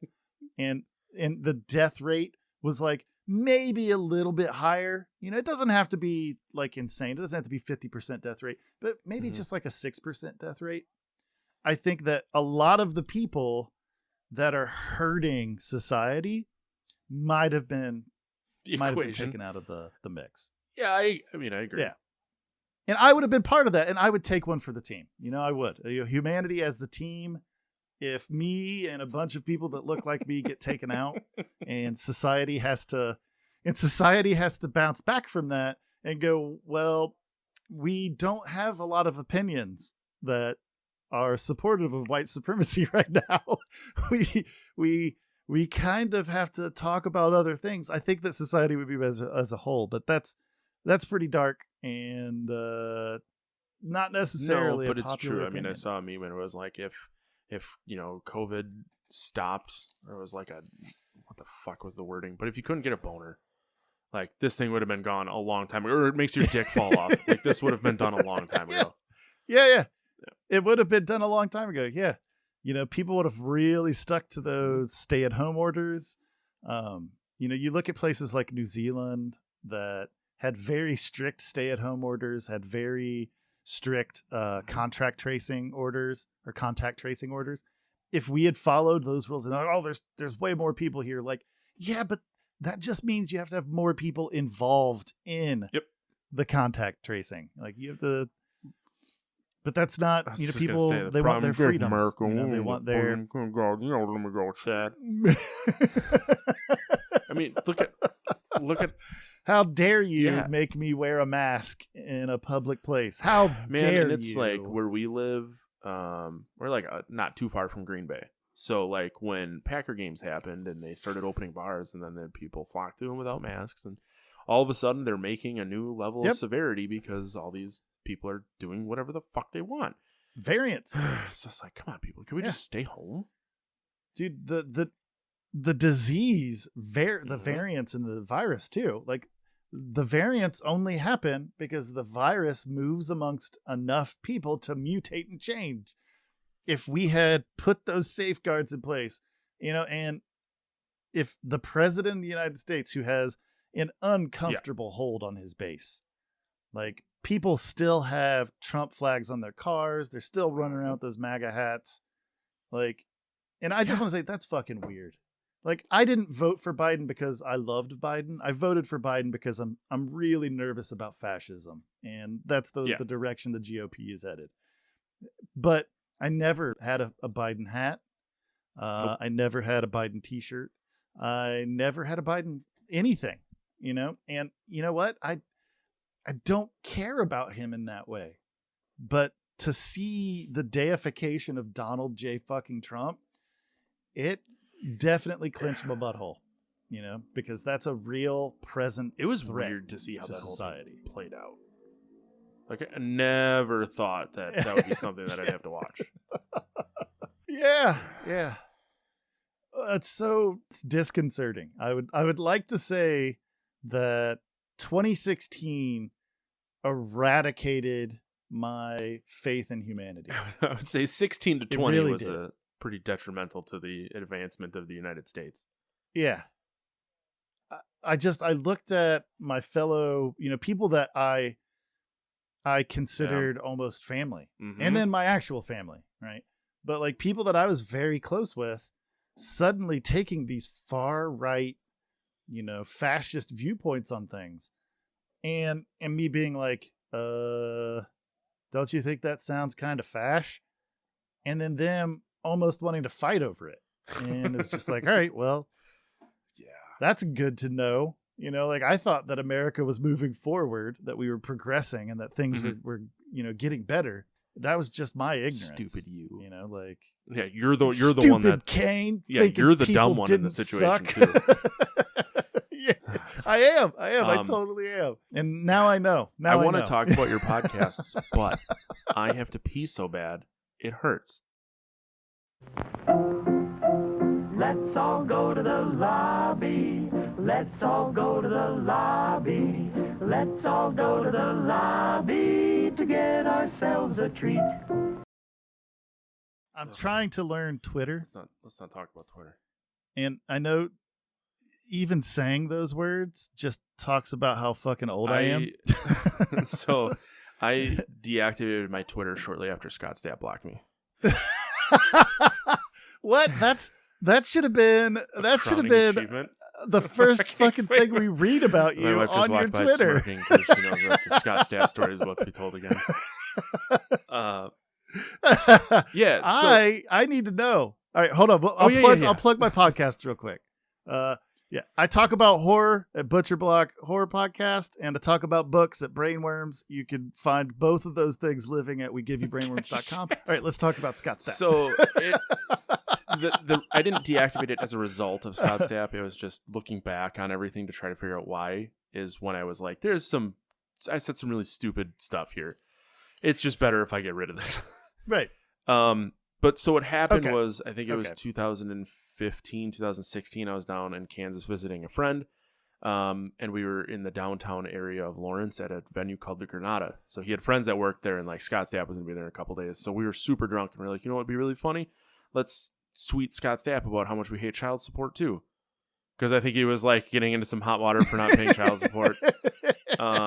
Fast forward to 2000, right? Who knew the whole time he was just complaining about child support?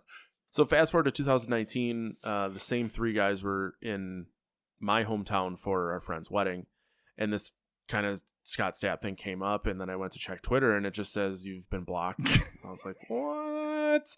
And then slowly we went around the room and realized that the three of us had all gotten blocked for the same thing. And then that's why if you come to our Twitch, like when you give bits, like Creed plays.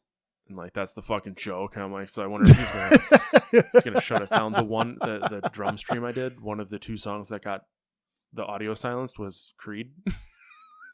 I'm like on a mission to see how far I can take this before I get in real trouble. With arms wide open. Someone sent me, it says like, yeah, I got WAP, and it's Creed, and it says with arms wide open. Have you seen somebody? I don't know direct links, but somebody was uploading videos of bands playing live, right? But then they were killing all of the audio, and then they were just adding their own. And it would be like the guitar solos were like, bring, like, and then Scott Stapp singing was just, sounds like a fucking angel. Yeah, I did wonder when you asked me about my opinion on Creed. It's become such like a hammer of a joke. Like sometimes people don't understand that it's like ironically hilarious to me. Like I don't actually think Creed is the greatest rock band of all time, although I say it all the time. But it's funny to say, especially since you've been blocked by Scott Stapp. Like I feel like in order to really cement this relationship, I need to start harassing Scott Stapp on Twitter until he blocks me. A friend of mine is I told you about the rest of it. So Hornswoggle was over at our house when we were drinking, and I told him this story. So he goes, I'm just gonna go slide into his DMs. So now there's this thing where we send random famous people, it just says what's the haps. So what's the haps Scott Stapp, and never got a response. So I mean, I venture to guess like his PR person was just like, they just scrubbed anything negative coming his way, because I think that was when he was really having some problems. Not saying that he's, pinnacle of health right now or whatever, but I don't think he's dealing with any mental health issues. I mean, until I met you, I hadn't thought of Scott Stapp, and I don't know how long. That. So I own Human Clay on vinyl. It was, you know what? It was a $30 joke that I committed to. Yeah, sometimes when you're on a road, Nope. you can't turn off, man. You just got the only way out is I'll through. die on this the only hill. way out is through. Or until it stops being funny, and thus far, it's never stopped being funny. No, Right? it's pretty funny. The fact that you've been blocked by Scott Stapp, kind of, it's you've hit a higher Wait, point. you I didn't just- think you could get there. Just throwing Creed You song hit that names higher out there? point. I never understood the appeal. I was in lots of bands when I was a teenager and into my 20s, and I was in a band in 2003. Man, I think it was a band called Soul Casket. Okay. All right.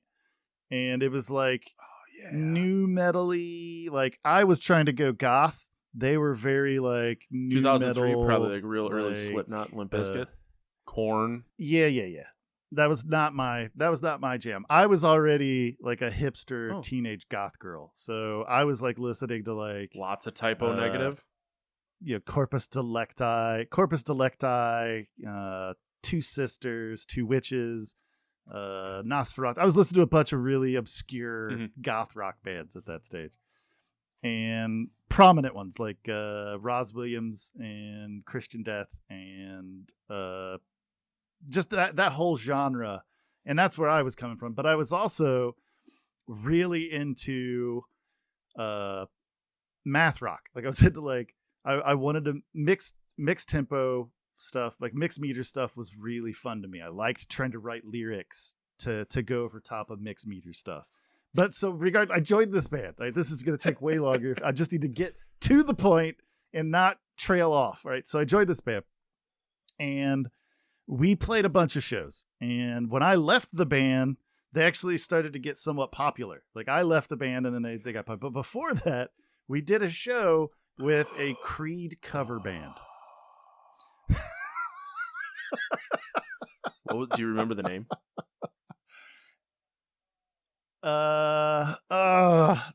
Hold on. I mean, it's probably some like no, shitty I don't remember the name. amalgamation of song titles. It was like maybe like Serendipity or something like that. I can't remember what it was. It was something like that. It wasn't Serenity. It was like Serendipity or something like that. But they just did Creed covers, and it was fucking painful. Like doing that show with them, because we had more of a following than they did. So they opened for us, right? And when I got on stage, I was already 3 sheets to the wind. Like I was already pretty drunk. And just in between songs, throwing in Scott Stapp jokes in the form of just like that's one of my memories of dealing with Creed fans back in the early 2000s. I think there's the same argument you can make for Creed as there is for Nickelback. Like, I'm not upset that Nickelback exists. I'm upset that there's a market for it. But it's the same. It's the same. Yeah. Like, no, I mean that's. I was at this is obviously back when I could still go out in public, but I was working out one time and this guy, I had a shirt. Before I had a times. shirt and it said heavy music, heavy lifting. It was the guy from Brandon Chipetti. I can't remember what band he was in, but it was his like Rise Above Fitness shirt. And someone came up to me and they're like, "What is heavy?" Okay. And I'm like, "Oh, this is like my lifting playlist." And he goes, "Oh, thank God." He goes, "I thought you were gonna listen to Five Finger Death Punch." And it's the same thing as like people that are like, "Oh, I really like rock music. I like Nickelback and Creed." And the same guys are like, "Oh, I listen to such heavy music. I listen to Five Finger Death Punch." And it's like it's like the lowest common denominator for that genre of music. Finding like people that were interested in like Fintroll and Meshuggah.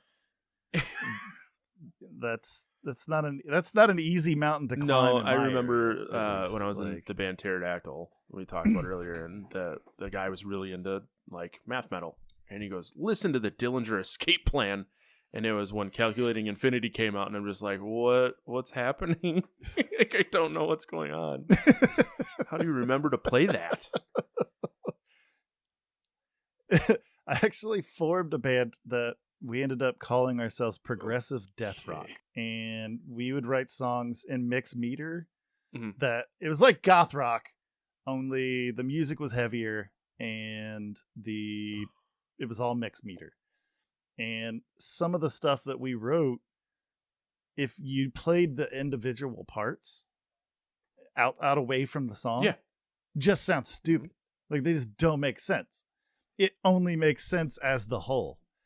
But that was such a stressful writing process. Like I don't think I'd ever do another project like that. I don't mind doing mixed meter. Like I like, if somebody's like, oh, we're going to do this in 7/8 and 4/4. I'm like, all right, that sounds fun, But we were doing some shit like,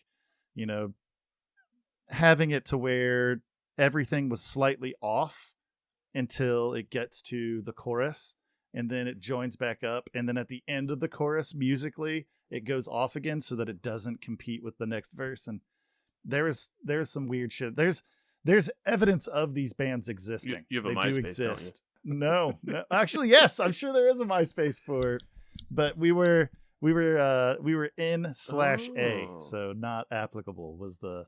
That was we were very clever, and we do have a web footprint. It still exists, but I have a live album somewhere where somebody recorded one of our shows, and it's somewhere in this space. I just don't have the energy to dig through and find it because it's just not. There was it's not worth it. A band I was in called My Own Funeral. Yeah, real great name, but it like. As of dying, that type of metalcore, like a direct fucking knockoff, and the only thing I had was like a live recording, and I was just like, oh, it's so bad. I remember when the vocalist quit, we're like, hey, can you give us all the lyrics that you've written for these songs? And it's like 7 words, and then you listen to the song, I'm like, you don't shut up. Like, how is this possible? I think we quickly realized he didn't have lyrics.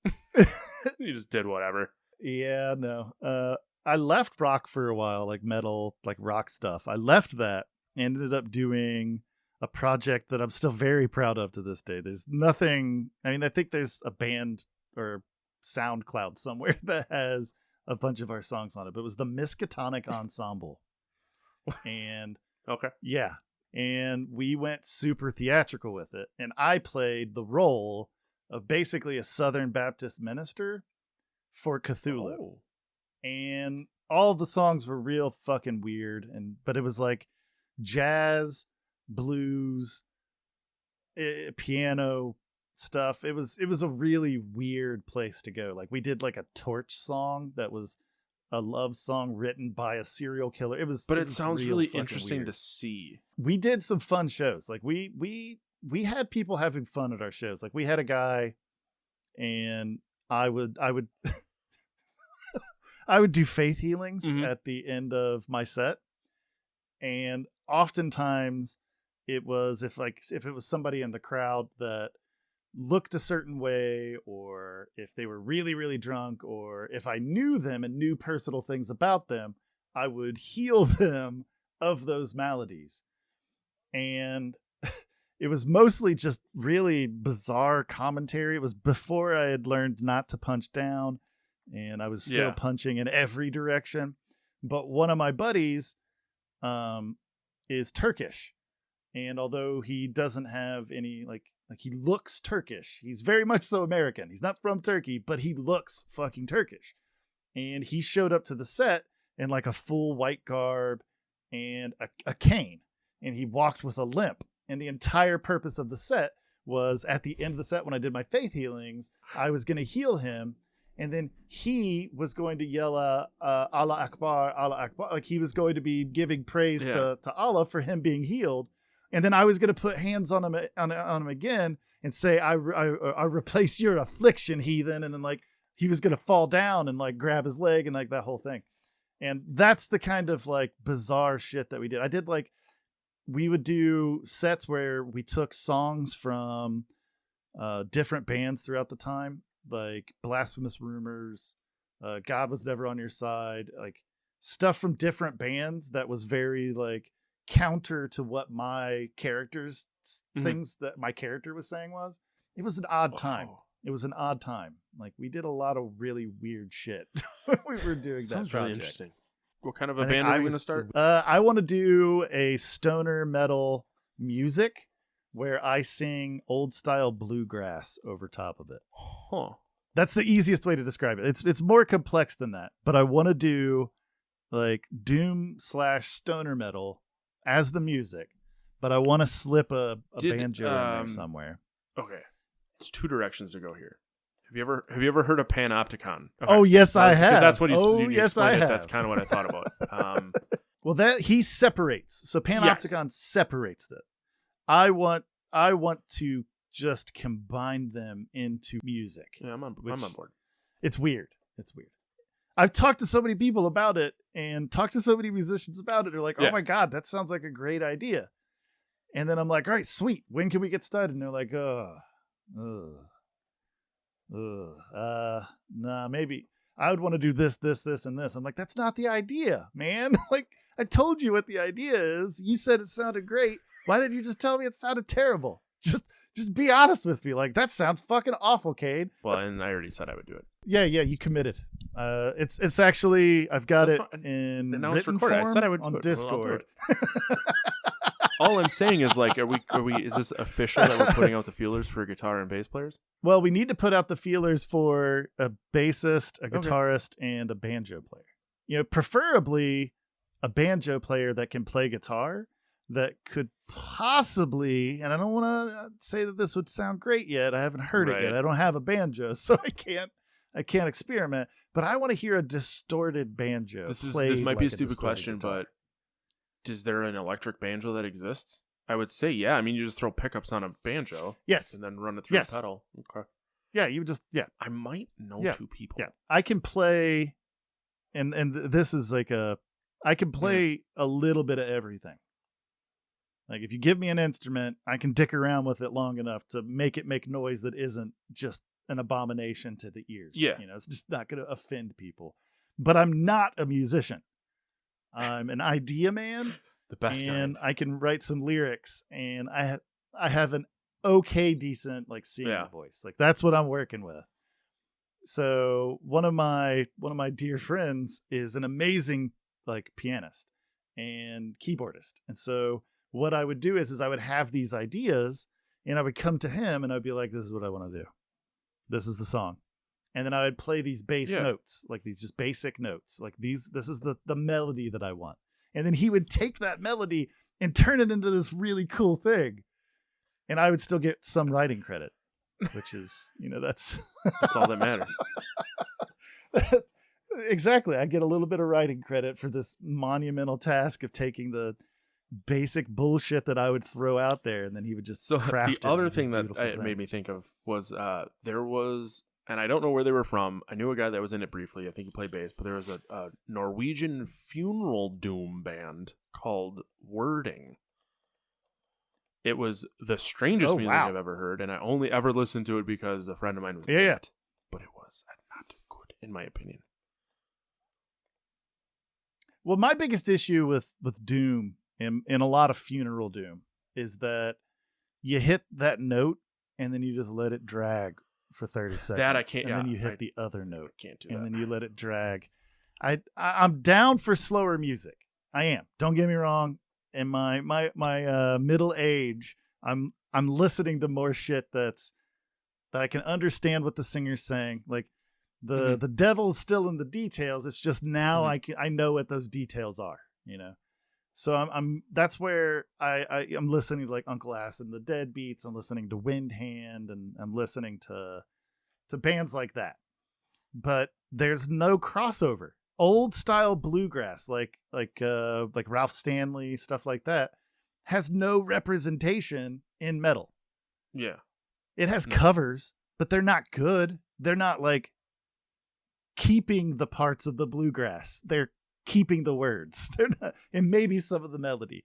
But I think that there's something to it that's different and interesting, and it's definitely, it's like end-timey music. Like, that's the shit you listen to at the end of the world. It's somebody should produce it. I think we're onto something here. Now I just wish I could play guitar to expedite the process.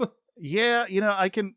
If I had, the reason that I don't have a mastery of any instrument is I have ADD when it comes to that stuff.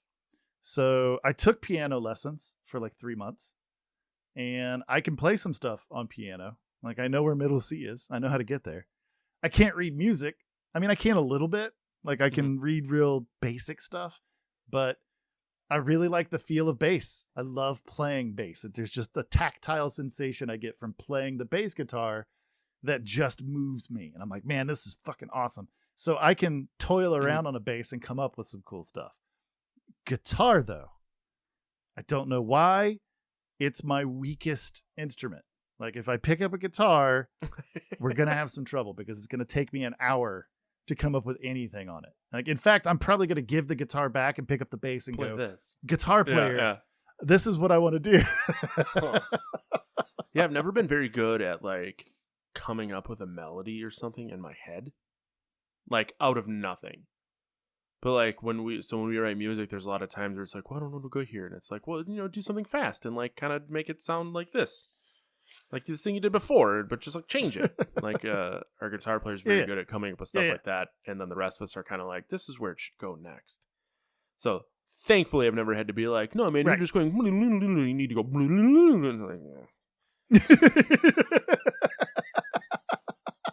Although I think a band that's just made up of people playing mouth guitar has its place in the world too. There is a band out there, and it's kind of not the same, but I think it's 4 bass players and a drummer. Right. I don't remember the name of it, but I'm remember, on board.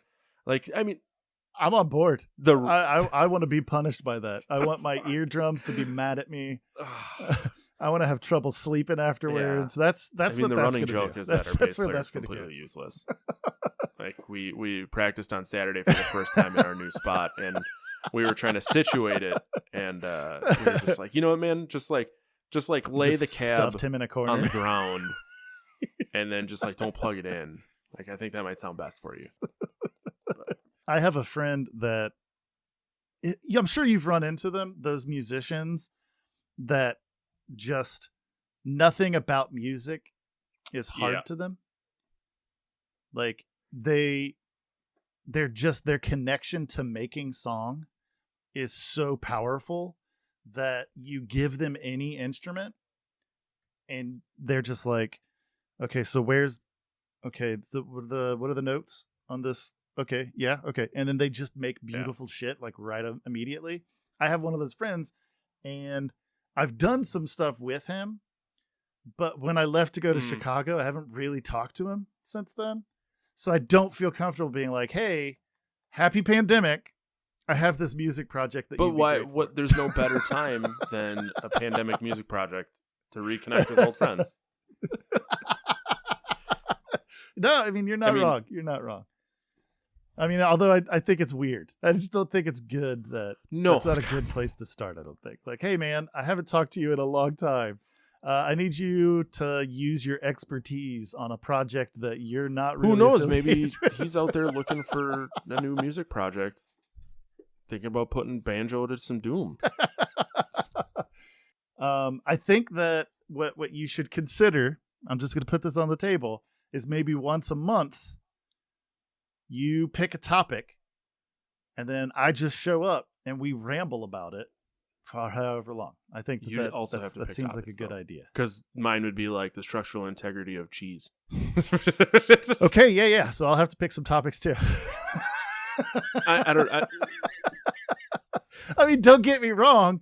You've now put a bug in my ear where I want to know about the structural integrity of cheese. I don't have that answer. That's the problem.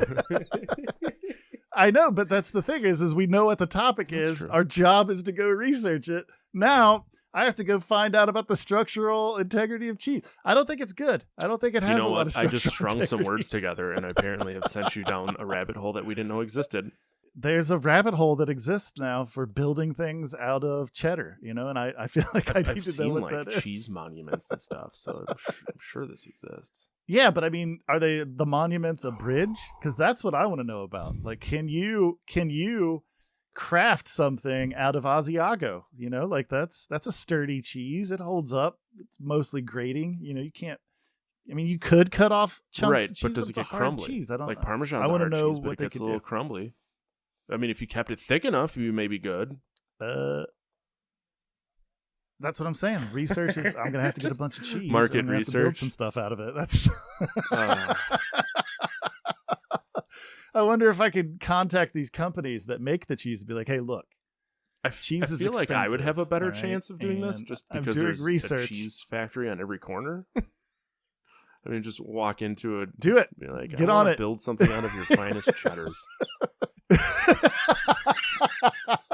But it's gonna need to be used. Yeah. Like I'm gonna build a walkway, like a small bridge that goes from one side of my yard to the other, and I want to see how Well, it's sturdy gonna be that like bridge is. I can't remember what it was called, but when you're in middle school, you'd do like these group projects where you'd have to like build balsa wood structures, and then they would set weight on it. Yeah, like so that's what we're gonna basically be doing here is just build a small cheese structure and see how much weight we can pile onto before it crumbles, and then eat the cheese. And all right, so now the real question is what's going to be the bonding agent? Are we just going to melt the ends of the cheese to make that the bonding agent? Yeah, because with balsa wood structures, you're using glue. We can't use glue because we're going to eat the science experiment, right? So we need to figure out a good bonding agent just for melting cheese. it. It might be sriracha, like maybe we can make some sort of adhesive out of sriracha. Well, I mean, you could just make like what flour and water makes a paste. So we could just make, but I don't know if it would harden properly. Well, I mean, you would have to use something, probably not flour. You might have to use something like cornstarch, something that'll actually dry on its own and become a different entity afterwards. But this is just going to require research. But no, I do think you're right. We probably should call it, because all this talk of cheese is making me ravenous. So now I need to go eat food. I appreciate it, man. I think we've said everything we need to say for this episode. Yeah. Of Well, so this your is the part where you podcast. have to shamelessly plug everything that you're doing. All right. Well, I am a streamer 4 nights a week, and that's Tuesday, Wednesday, Thursday, and Sunday. I go on 8 Eastern and usually stop around midnight. I primarily do horror games.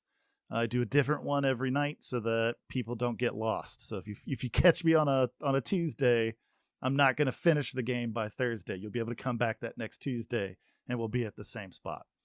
I also do podcasts. I do Butcher Block Horror Podcast and Brainworms Podcast, both of which release every Saturday.